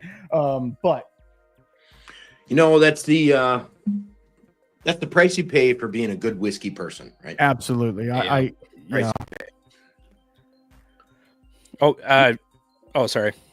You know how many bottles I've killed doing the showdown? Like they get the last ounce of it, and it's like, it is what it is. Yeah, but you give us all the other stuff that nobody else wants, right? But no, my whole open bottle collection is up for grabs on that showdown. I know. I'm just giving you shit. Yeah. You're giving us all the, I will. Okay, let me caveat that there is one bottle in my open bottles behind me here that is not in the list that gets mixed in with the randomizer. So, and that's my 32-year-old Glen Scotia. I mean, I don't blame you there. Mm-hmm. I have one bottle that is unopened, just because, and it's not because it's like a George T. Stagg or anything. I don't even have any of those, but it's that. I don't know if you can see it on camera. It's this one, because this was the first expensive bottle I bought. It was the Johnnie Walker Blade Runner. And oh, cool. It's just me and I'm saving it for my friend if he gets hitched. So don't tell him, but I think you might have. Well, he probably doesn't. He probably won't see it. Mm-hmm. He's more of a fishing video guy, but okay. But no, that was, for anyone that doesn't know, the Johnnie Walker Black, they made like, I don't know, they made a lot that's apparently a slightly different blend from the black. I mean, it tastes completely different. It's 49% for the 2049 for the Blade Runner movie. And it is my favorite Johnnie Walker to this day. Nice. But that's the one that's not opened. Everything else I opened. What's your second favorite Johnnie Walker? Just to kind of put it in perspective. That's a good question, because is there really? Probably, I really liked the double. Was it the double black? Okay. Back in the day when I was starting out, that was really good. So I personally, even still to this day, I like the Green Label Johnnie Walker. I love that one. I think that picked that up. That is one of my favorite ones. Obviously, if you're into peated whiskey, that's a good one. But yeah, that's a cool decanter. Somebody asked cool. To see it again. That is cool. Bobcat? Yeah, he's fighting a bobcat. It's really cool. Yeah, they did some really cool stuff back in the day. Absolutely. Jim Beam did it too. Wild Turkey did it. I don't know who else did it, but I know Jim Beam and Turkey did it for sure. Mm-hmm. Yeah, I'm sure there were other distilleries on board with that whole thing. Yeah. But it just really cool stuff to see those artistic like decanters like that. And absolutely. Just to let you know, Locktar, if you're still in the chat, somebody gifted you 2 donations. So just to let you know that, Locktar is on the bottle giveaway with 2 donations. So whoever that nice person was, he told me not to say, so take that for what it is. Sounds like Locktar's got a secret admirer. He does. Locktar is new to whiskey. I enjoy watching him. He started drinking whiskey medicinally, actually, and it was to help him sleep and help with relaxing after a long day, which we all need to do that. Mm-hmm. And so he started his little whiskey journey, and all the people in the chat have been pushing him along the way the whole time, and now he's rocking and rolling. So we appreciate everything he does. So I'll have to go check him out. All right. The Still Austin. Oh, sorry. The Still Austin Madeira is phenomenal, by the way. It is. It really is. Oh, it really is. So much baking spice and. Mm-hmm. But then that sweet, just right, yeah. And the sweetness that comes through is like super great. You know what I mean? It's just like wow, wow. All right, a couple more seconds on this Dusty Turkey. If you guys want a 2-ounce sample of, I looked at it. It says 1983 from all the accounts that I can see. So it was actually distilled in like what 78, 75, something like that. So some old school juice. So. Couple more minutes or seconds on that, and then you know what, I think we did. Dylan, do you while Miranda's looking that up, do you get into Far North much? I have basically if I see a bottle, I'll try to pick it up. I haven't come across a ton. I know I have one of their ryes and one of their 5-year bourbons. I haven't picked up any of the Bottle and Bond stuff yet, but okay. I like what they're doing. I love their single varietal stuff. I think it's so fun to explore, small grown acreage of single varietal rye.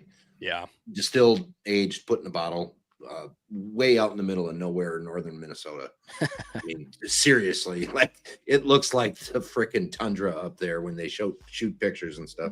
For sure. But it's so fun. Like this particular one is the Oakland varietal of rye. I don't know it. I don't know all that much about different varietals of rye, but Oklahoma State University developed this specific strand of rye. It was open pollinated, seeds green. Yielded 50 bushels per acre. They planted in 2021 September. They harvested in August 2022, so a year and a month. Just shy of a year and just shy of a year. Distillation was done in March of 2023, and bottling was done in September of 2024. So it's not old whiskey aged. It is just it's so fun. It's almost like a gin, like an aged gin. Wow, botanical. There's a lot of botanical, citrusy. It's really, really a fun whiskey, and a lot of them are that way as well. So I enjoy Far North. I think they're doing some really cool shit out there. I think for me personally, the Far North distillery is, as far as like Minnesota distilleries to keep an eye on, they're top 3.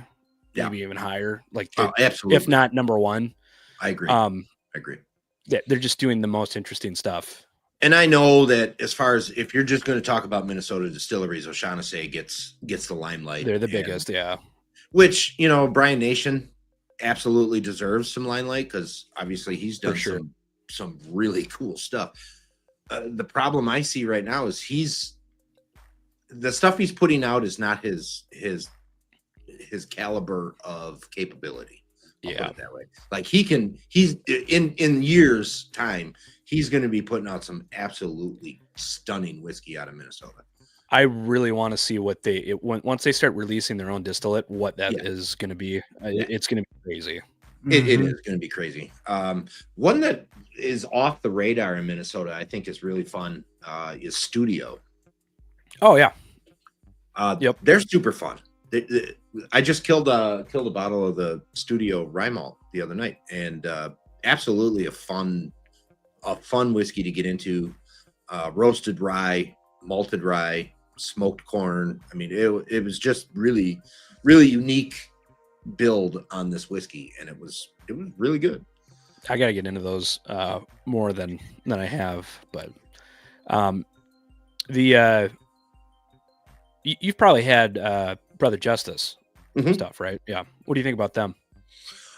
Super cool. Obviously, it's young, right? The process is unique by doing micro cuts throughout the whole process of distillation.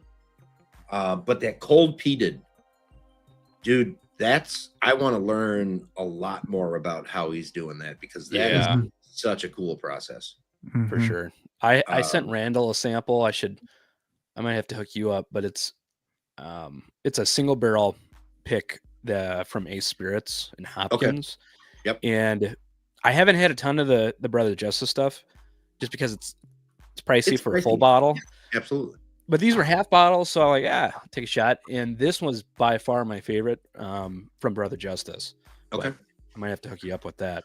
I have that cold peated and the regular single malt, which now can't be called single malt. But. Yeah, right. The distillation proof is too high, right? Yeah.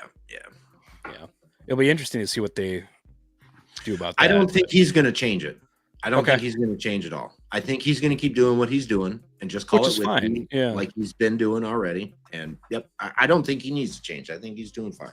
Mm-hmm. Okay, guys, I have an update. We have actually got to our quota on the McKenna. I can't thank you guys enough. So if you guys are in the chat with $5 donations, you're more than welcome to keep bringing them on. You'll give you. We're gonna stay on for about probably 10 more minutes or so.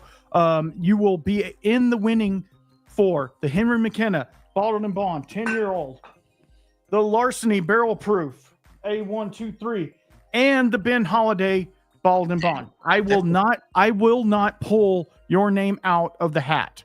If you have a $5 entry or if you have a $50 entry, you're going to stay in there. So your odds are good. But obviously the more entries you have, the better it's going to be, because guess what? You're going to have more ducks in the duck race. So I poured a little bit of this Brother Justice just because you guys were talking about it. So, if we're going to do it, let's do it. Cool. Which one? Which one you got, Randall?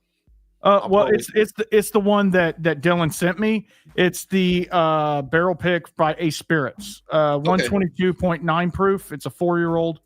Is it American single malt? Let me get the bottle. Okay. I don't have that one obviously, but I got one of his cold peated and one of his unpeated. You got something, right? I can get close to where you're at. Right.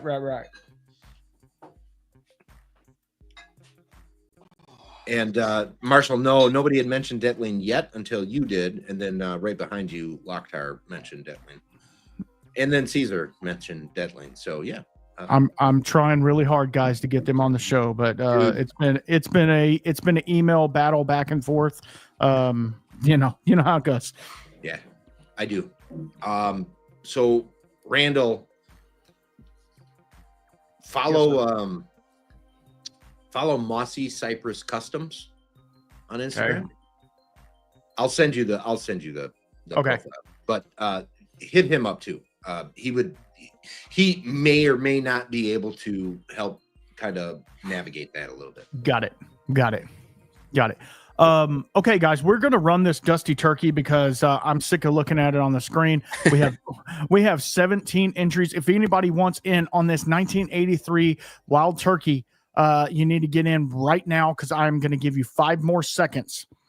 Not hashtag, just Dusty Turkey, because I'm a dummy and don't know how to put hashtags in.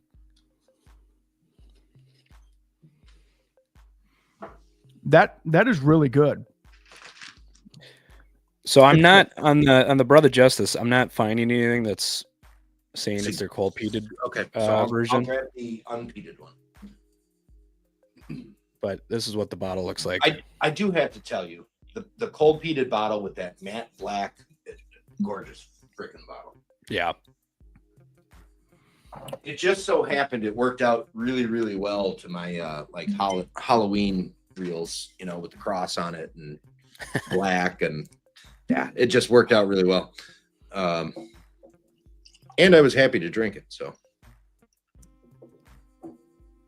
it always helps when you're happy to drink something. All right, Absolutely. let's run this. Who's gonna win the Dusty Turkey? Let's see. Are we doing you doing a duck race? Is that what you're doing? Oh no. No, not yet. I'm doing the Dusty Turkey real fast.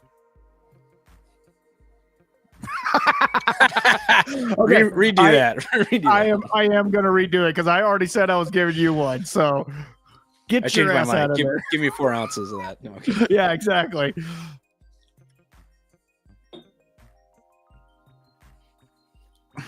All right. Nice. Oh yeah.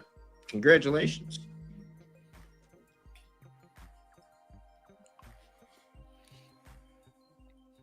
I can already tell that one's going to be fantastic. All right, let's get rid of that. Get back So on here. I got to ask you, Randall, Go on ahead. that Dusty Turkey. Were you getting Mhm. like a very floral potpourri type note? A little bit, yeah. Okay. That's what I got on my Dusty Turkey, and I thought it was absolutely fantastic, like really enjoyable, Mm-hmm. like floral potpourri type, like that old school potpourri boiler that your mom used to have because she wanted it at a home interiors party or some shit. Yeah, absolutely. And it's water and a bunch of stuff in it floating around, and you light a tea light underneath it and it just bubbles all day. Yep. Yeah. I just that was an awesome little fun. No, Yeah. we're not playing Grey Duck, Spicy. No Grey Ducks here. Well, actually, we got one Grey Duck in the house. That's the way I knew it. All right, we are closing in on this bottle race, or the to win a bottle, but we're not done yet. Yeah, this Dusty Turkey is really. I'm not going to call it Dusty Turkey anymore. That just sounds weird. I mean, it's really floral. It's really, but like it has like almost like the crunchy part of the creme brulee, right? But it's like where it's almost burned. Where like I love burnt sugar, right? That's fine. But like where it's almost like not acrid, but like it almost gets into toasted like marshmallowy, like I mean, it's really good. Lord, Doc, stop. Old fashioned ways is blowing me up. He's blowing me up with entries, which is amazing. I appreciate it. I can't thank you guys enough for all of for hanging out with me. This exceeded my expectations, obviously. I only have, I will let you know, and this is not to say anything. I only have 3 entries on the prize package, which includes a Glencairn, a challenge coin, and samples. And it could be samples of what we've already drank tonight. If you want some Dusty Turkey, if you want some old Jim Beam, some 400-year-old Jim Beam that's been sitting in the back of my grandma's cupboard for that long. Hell, I'll even throw in some Hinterhaus. I can't throw away too much of this because I need to give some to Germ, but but you know, we're just giving away everything tonight. You want? I got some socks here. You can have my socks too.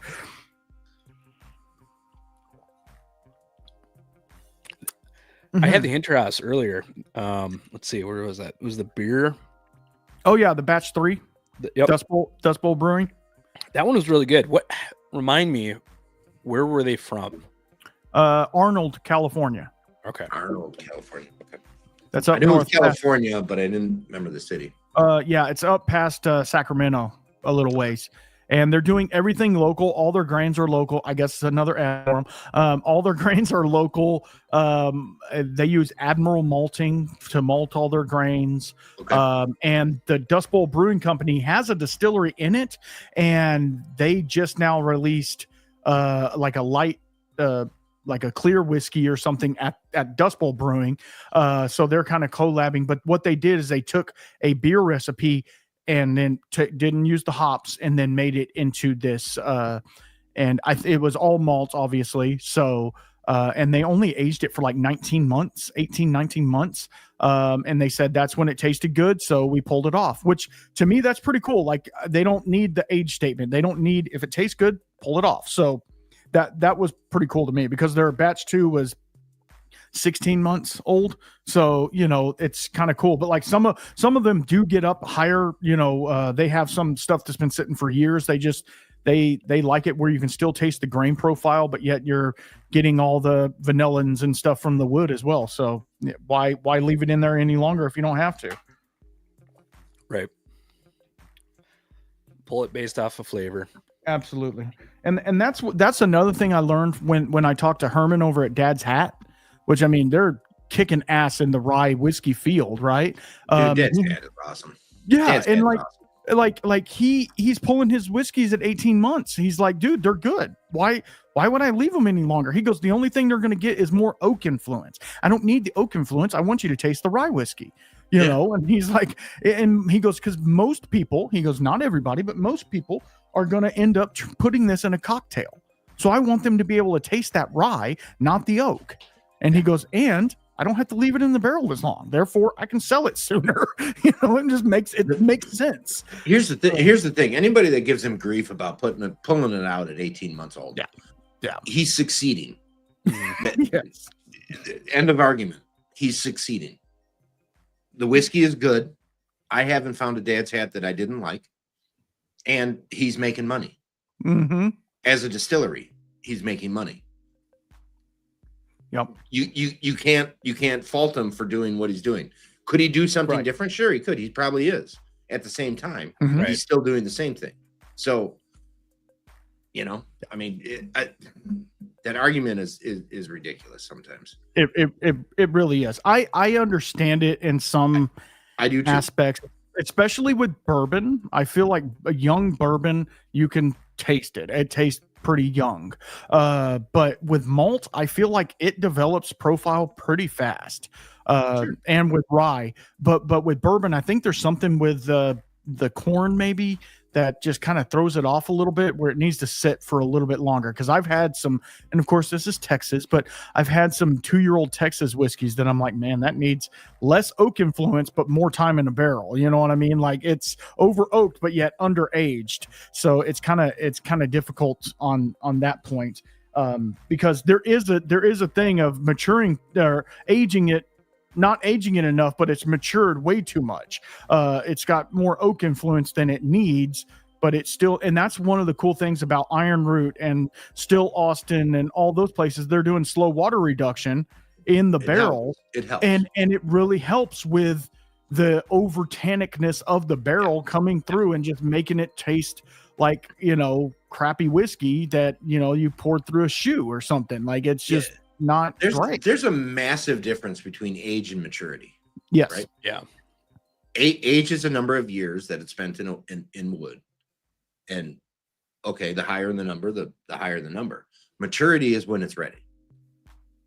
And if you're going to let it go past maturity, nobody talks about Garrison. We weren't talking about that at all. We were not. Stop. But yeah, no, I totally agree. All right, guys, I want to do a duck race for the Larceny Barrel Proof because we're not wrapping up, but we have 29 people in the list as of right now. We are going to do it for this one since I know who. I'm gonna turn this off because it's loud as hell. Doc, absolutely, man. Age wise, I'm 43. Maturity wise, I'm 12. Well, sometimes. All right, here we go. Can y'all can't even see that, can you? No, you can't because I didn't share my screen. That would help. My God. I'm on the wrong freaking. It's going right now, so let me. It's going as we speak. Right here. Look, there it is. There we got it. There we go. I promise it was going for 2 minutes 22 seconds for my brother Doc over there. Cheers, Doc. Now I have the free version of this, obviously because I'm Poe, and so the ads, don't look at those. We're not sponsored by Stanley or any of these other people. We are sponsored by Bad Motivator Barrels. Go to badmotivatorbarrels.com. Use my link in the pinned comment down below. Dude, I got to tell you, whether you are dabbling in making your own spirits at home, or you found a good buy on some White Dog whiskey, Bad Motivator Barrels are the way to age some stuff in a fairly controlled situation. Right. Put it, not environment, because environment matters where you are, but it's a stainless steel barrel with a wood head. And so you've limited your wood contact just to the head, and it's a small amount. So if you're buying White Dog, it's affordable, and you can do your own little projects on it, and that's really fun. I mean, such a cool experiment to play around, and they're not crazy expensive. No, they're not. You can reuse it many times. So yeah, absolutely. If you guys are interested in trying something out like that, that's a good way to go. And I will tell you, Doc Martinez from Old Fashioned Ways won the Infinity Barrel on my last live, and we are working in collab together about doing a bourbon that is finished in something, and we'll talk about that later. I won't spoil anything, but I will tell you that it is going to be awesome, and you guys need to stay tuned for that because it's going to be really great. Who is going to win this one? Is it Joe? Is Joe going to win? Joe. I don't know who Joe is, but Joe Ash. Oh, you Joe Ash, son of a gun. You won the larceny. All right. So I don't know if Marshall is still in the chat, but Marshall, if you are still in the chat, I'm doing it. I am breaking out the rum JM VO from Martinique Agricole Rum. Ooh, excellent. Good stuff. I'm going to, well, no, but I thought of Marshall when all this was going on, and I was like, oh, he's drinking rum while we're drinking whiskey, and it just made me feel, I felt bad for him. He has a lot to be felt bad for, so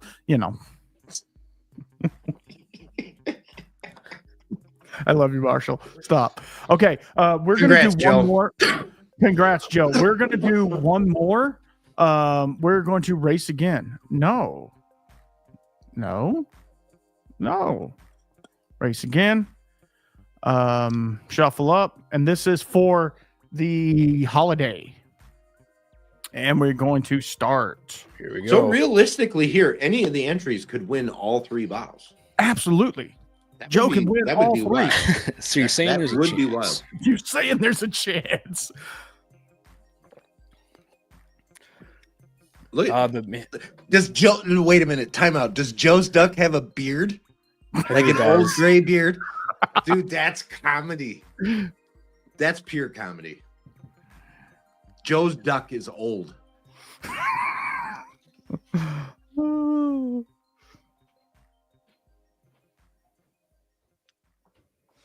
This is riveting, isn't it? Sitting here watching ducks. I mean, there's worse things to do on a Sunday night. Yeah. Oh, Marshall, you're drinking that Mexican rum again. You are really enjoying that. I mean, the amount that you're enjoying that makes me want to go grab a bottle or 2 of that because. What's the rum? Well, I'll let Marshall comment back to it. I can't. Waxen. I don't know. But it's out of Mexico. And it's apparently it's good as shit. I will say rum's got, I mean, that's where it's at as far as being able to go find stuff on the shelf that is just good stuff. I'm I'm a whiskey guy. I will never abandon whiskey. For sure. Whiskey's my home, and I love rum. And I kind of found my niche in funky Jamaican rum. Like I love Worthy Park, I love Hampton, I love Long Pond, that kind of stuff. Rum is a superior spirit. I will throw that out there. There is far more complexities in any rum that I've had than every whiskey that I've had. Okay. I enjoy drinking it. Whiskey to me though is just okay. We're gonna reel it back in. We're gonna come back home. We had fun visiting, and we're gonna come back home. Did Doc get it? It looks like it. Did Doc get it? But we have an issue. He said that Night Method said that I missed him. So what we are going to do is we are going to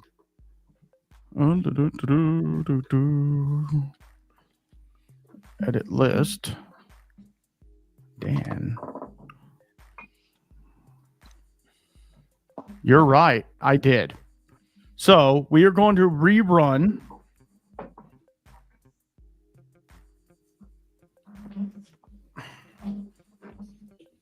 And Dan, I'm going to put you in there twice. How about that? We are going to rerun the second round. Sorry, Doc.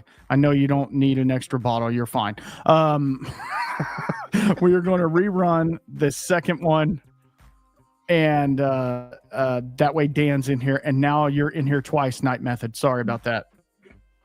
Thank you for calling me out on it, because I've been known to...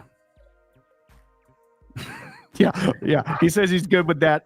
I'm as I'm running it, So it's like...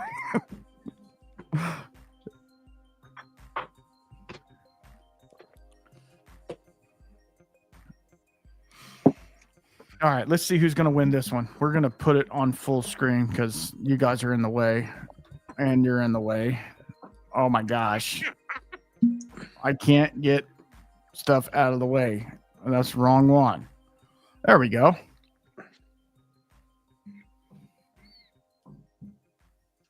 Whiskey Wisdom is coming on in 30 minutes, so I will make sure that we are gone before then. Don't spend all your money over there. You can spend it here. We have one more race to go. You see how I did that? We have one more race to go. Good, and it's for the Henry McKenna 10 from 2021. You guys don't know nothing about that. You weren't even born then.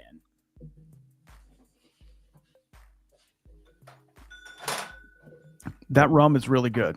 I'm sorry. That is that JM. Yeah, that's good stuff. Yeah.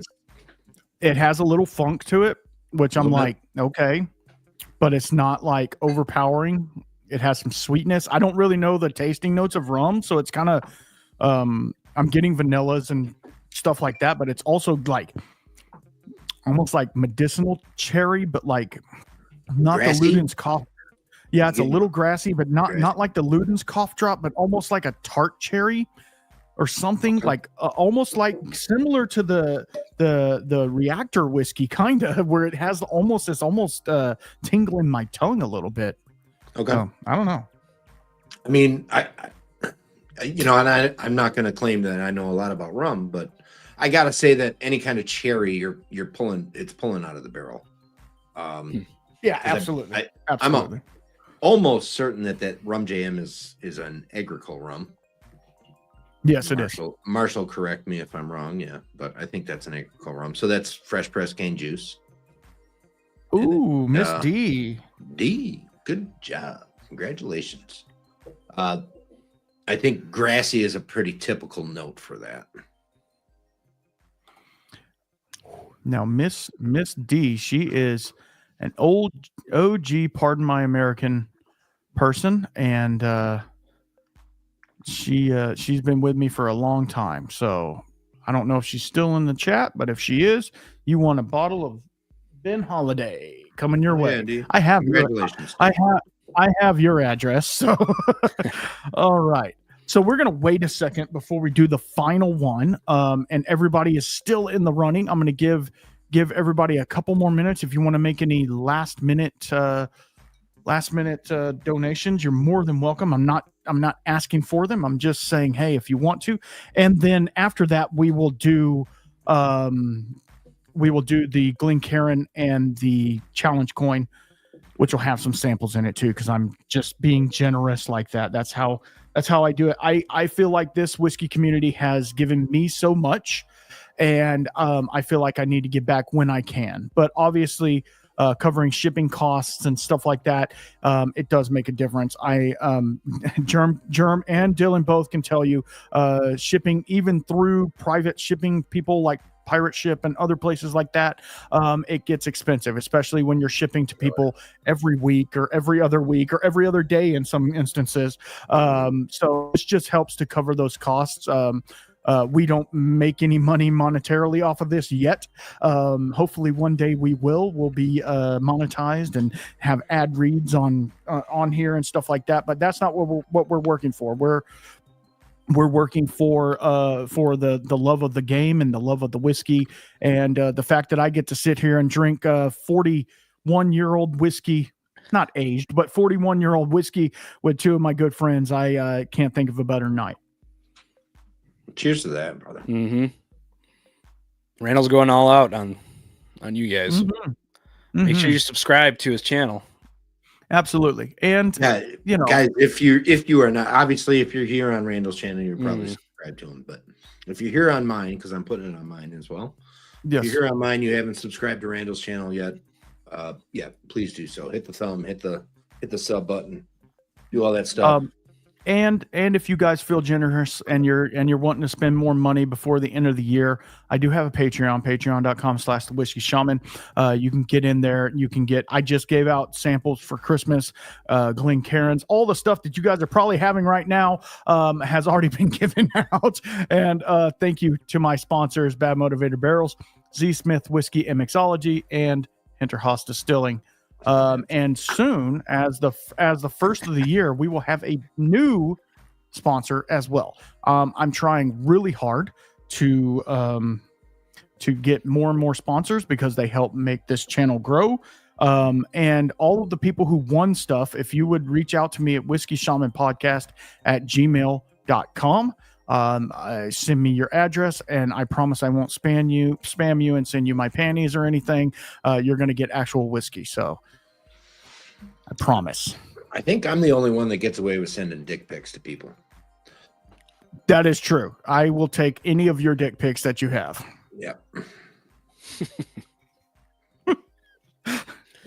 I saw Steven said he unsubscribed and resubscribed. So, I mean, that's definitely the attitude we're looking for. I don't know if that's what we're going for, brother, but I appreciate the work. I appreciate you helping out. It's a little notification when he gets off the stream. Hey, somebody subscribe to your channel. Yeah. Yep. And the analytics go. Hey, it's Steve. Yeah, exactly. Mm-hmm. Up and down. All right, we're gonna do the final duck race. What else do I have to give away? Nothing. I ain't got nothing. Y'all don't get nothing else. This is all I got. I give you the shirt off my back, but this is my Mr. Rogers shirt. You can't have it. Dude, I got to tell you. Let's do the last one. That challenge coin, absolutely the best challenge coin I have ever seen in my entire life. It's fantastic. The colors on it are spot on. The logo, great. The craftsmanship, fantastic. Put your hand behind it. It'll focus better. Oh, sorry. There you go. He hand painted all of those too. So he did. Absolutely. Each one individually. He's got a kiln. He's got another channel, Randall's Pottery and Kiln Experiences. Got that? That's good stuff. Good stuff. Where am I at? Yeah, no, absolutely. Guys, that challenge coin is sick. It really is. It really is. And these guys, I'm okay. One of the other things we talked about this a little earlier about this next year, I'm going to get a store. I will have a website with a store that you can go to, buy challenge coins. I'm going to try to have maybe once a year, or maybe not, depending upon how they sell different types of either challenge coins, stickers, or Glencairns. I'm thinking about doing possibly the Whiskey Wisdom glasses or Copitas or something like that, to where kind of changing it up and maybe putting Keep Your Spirits Up on just one of the glasses, doing different things. I thought about making a bunch of stickers that say Dusty Plantains, because I got a bunch of shit for that. So, we'll see what happens, but y'all stay tuned. We're going to have some real fun. And I know these other two guys, both Freedom Malts and Whiskey House Pub House, I can only think of the crap that they're going to get into next year. If you guys, before we get off of here, before we do this last race, if you guys want to tell us a little bit about your channels and where they can find you guys. Whoever wants to go first, whoever wants to fight over it. Dylan, fired off, brother. All right. Well, hopefully next year. I'm looking, a little bit new to YouTube, hoping to do more reviews. We do podcasts, me and a couple buddies.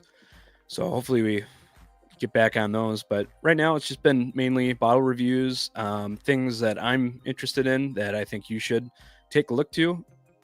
Probably most of the people that are here have already heard of it, but you never know.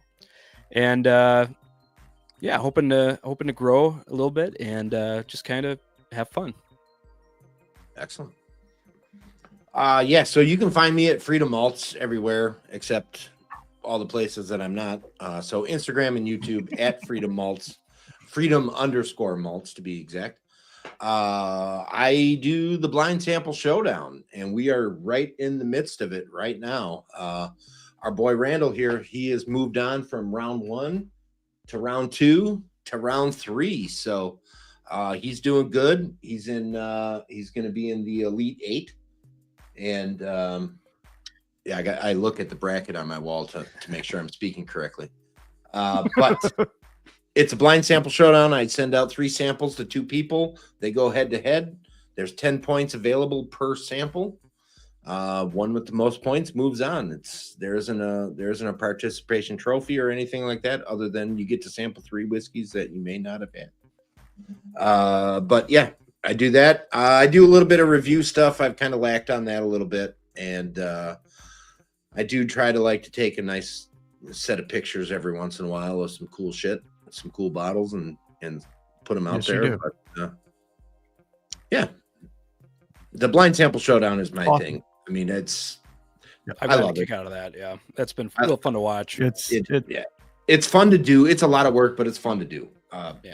Realistically, sampling whiskey blind, 100% blind. Like, it's not from your collection. You have no idea what it is. I mean, that's the ultimate way to drink and see if you like something or don't like something. Mm-hmm. And you're gonna find both things. So it's the best.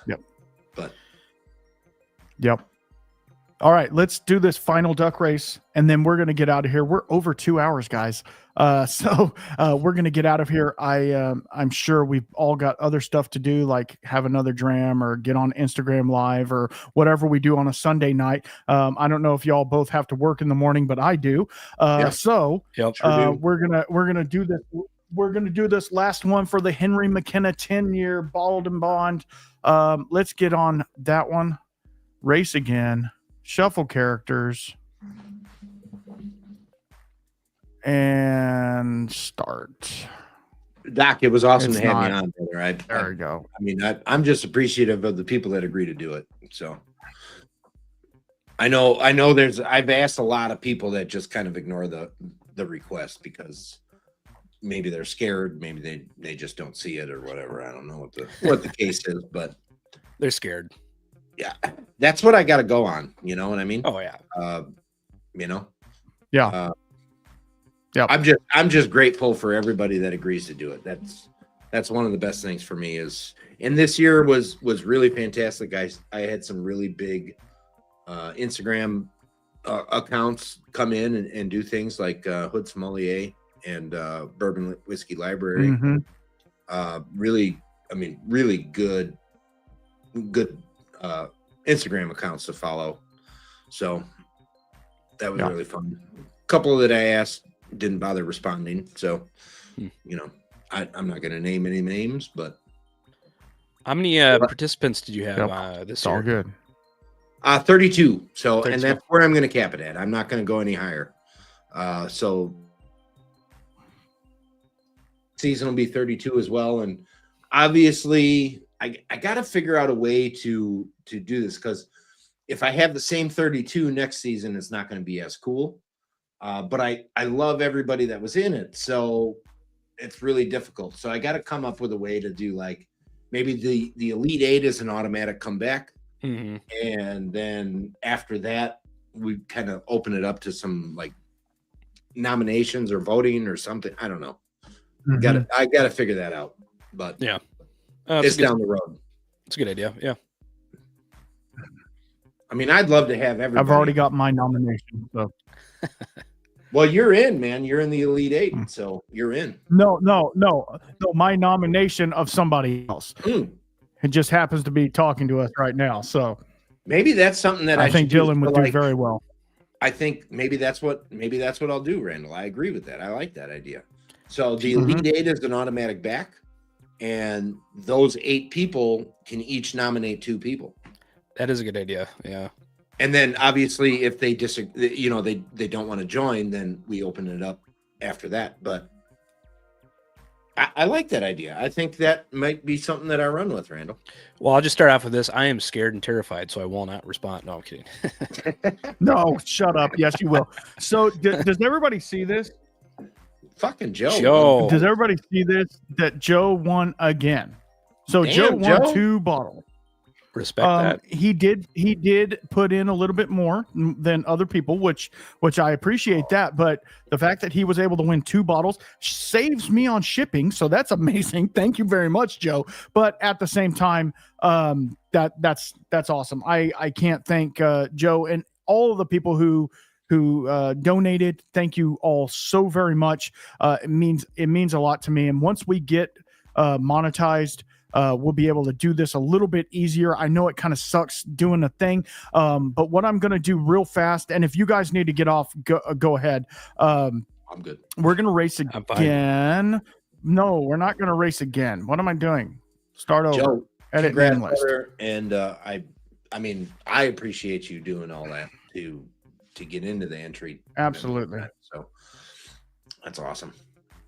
But Joe's a good dude, man. If there's a good dude out there in California, Joe's it. I mean, yes, you're right.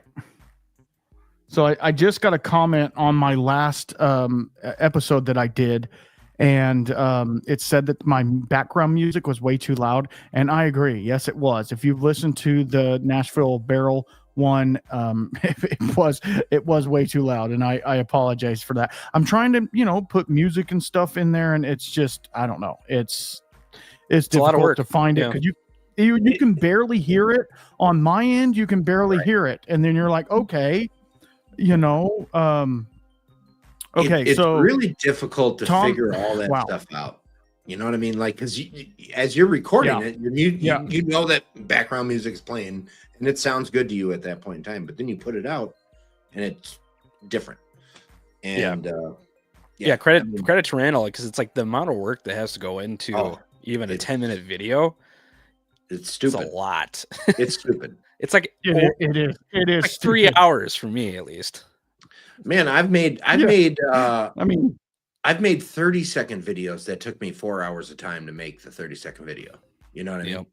I mean, it's just the amount of work that goes into it. Have you seen your videos though? I mean, have you seen your videos though? It's like, come on. You're doing too much. You're doing too much. Well, maybe I am. I mean, all right. Here's the thing though. I love playing with the editor. It's fun. I mean, I can't not. Yeah. Play with it. Yeah. And then I have to tweak. See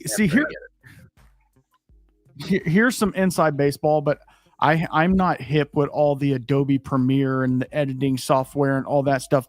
I'm using Premiere CapCut, which, hey, it works great, but there is certain things that I'm just like, oh, that's cheesy. Why is that on there? That's stupid. And I get it. Having the other stuff makes it a lot better.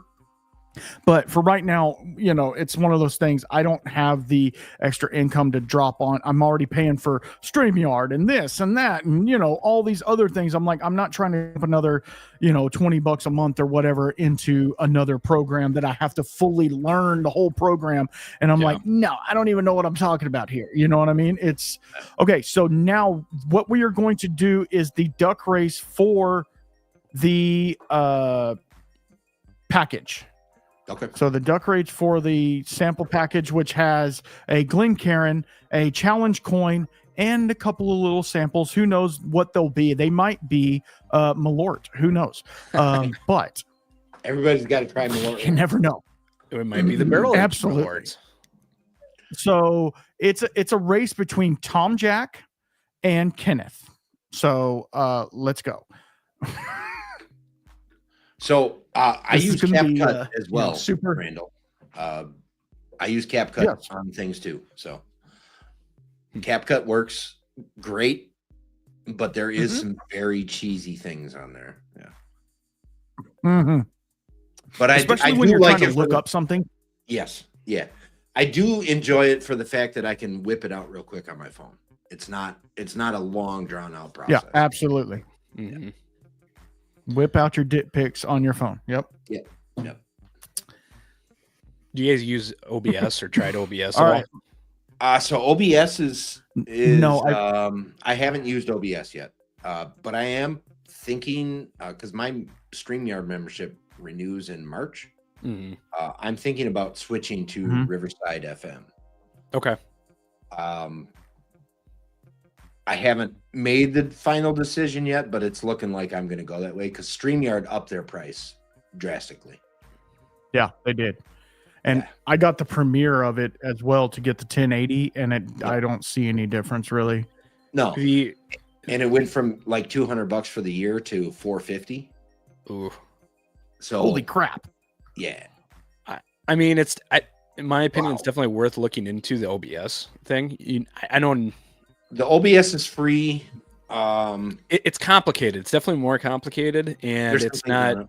Yeah, there's definitely everything's got its own drawback. But so the Riverside FM has got some cool features for like my show that work out really well. So like, I'm gonna a buddy of mine is trying to push me into it, and he can do some like producing type stuff while I'm doing the show. But there's things on that one that he can show like the audience things that the guests can't see. So that would be really fun for the blind sample showdown. You know what I mean? That is cool. Gotcha. Yeah.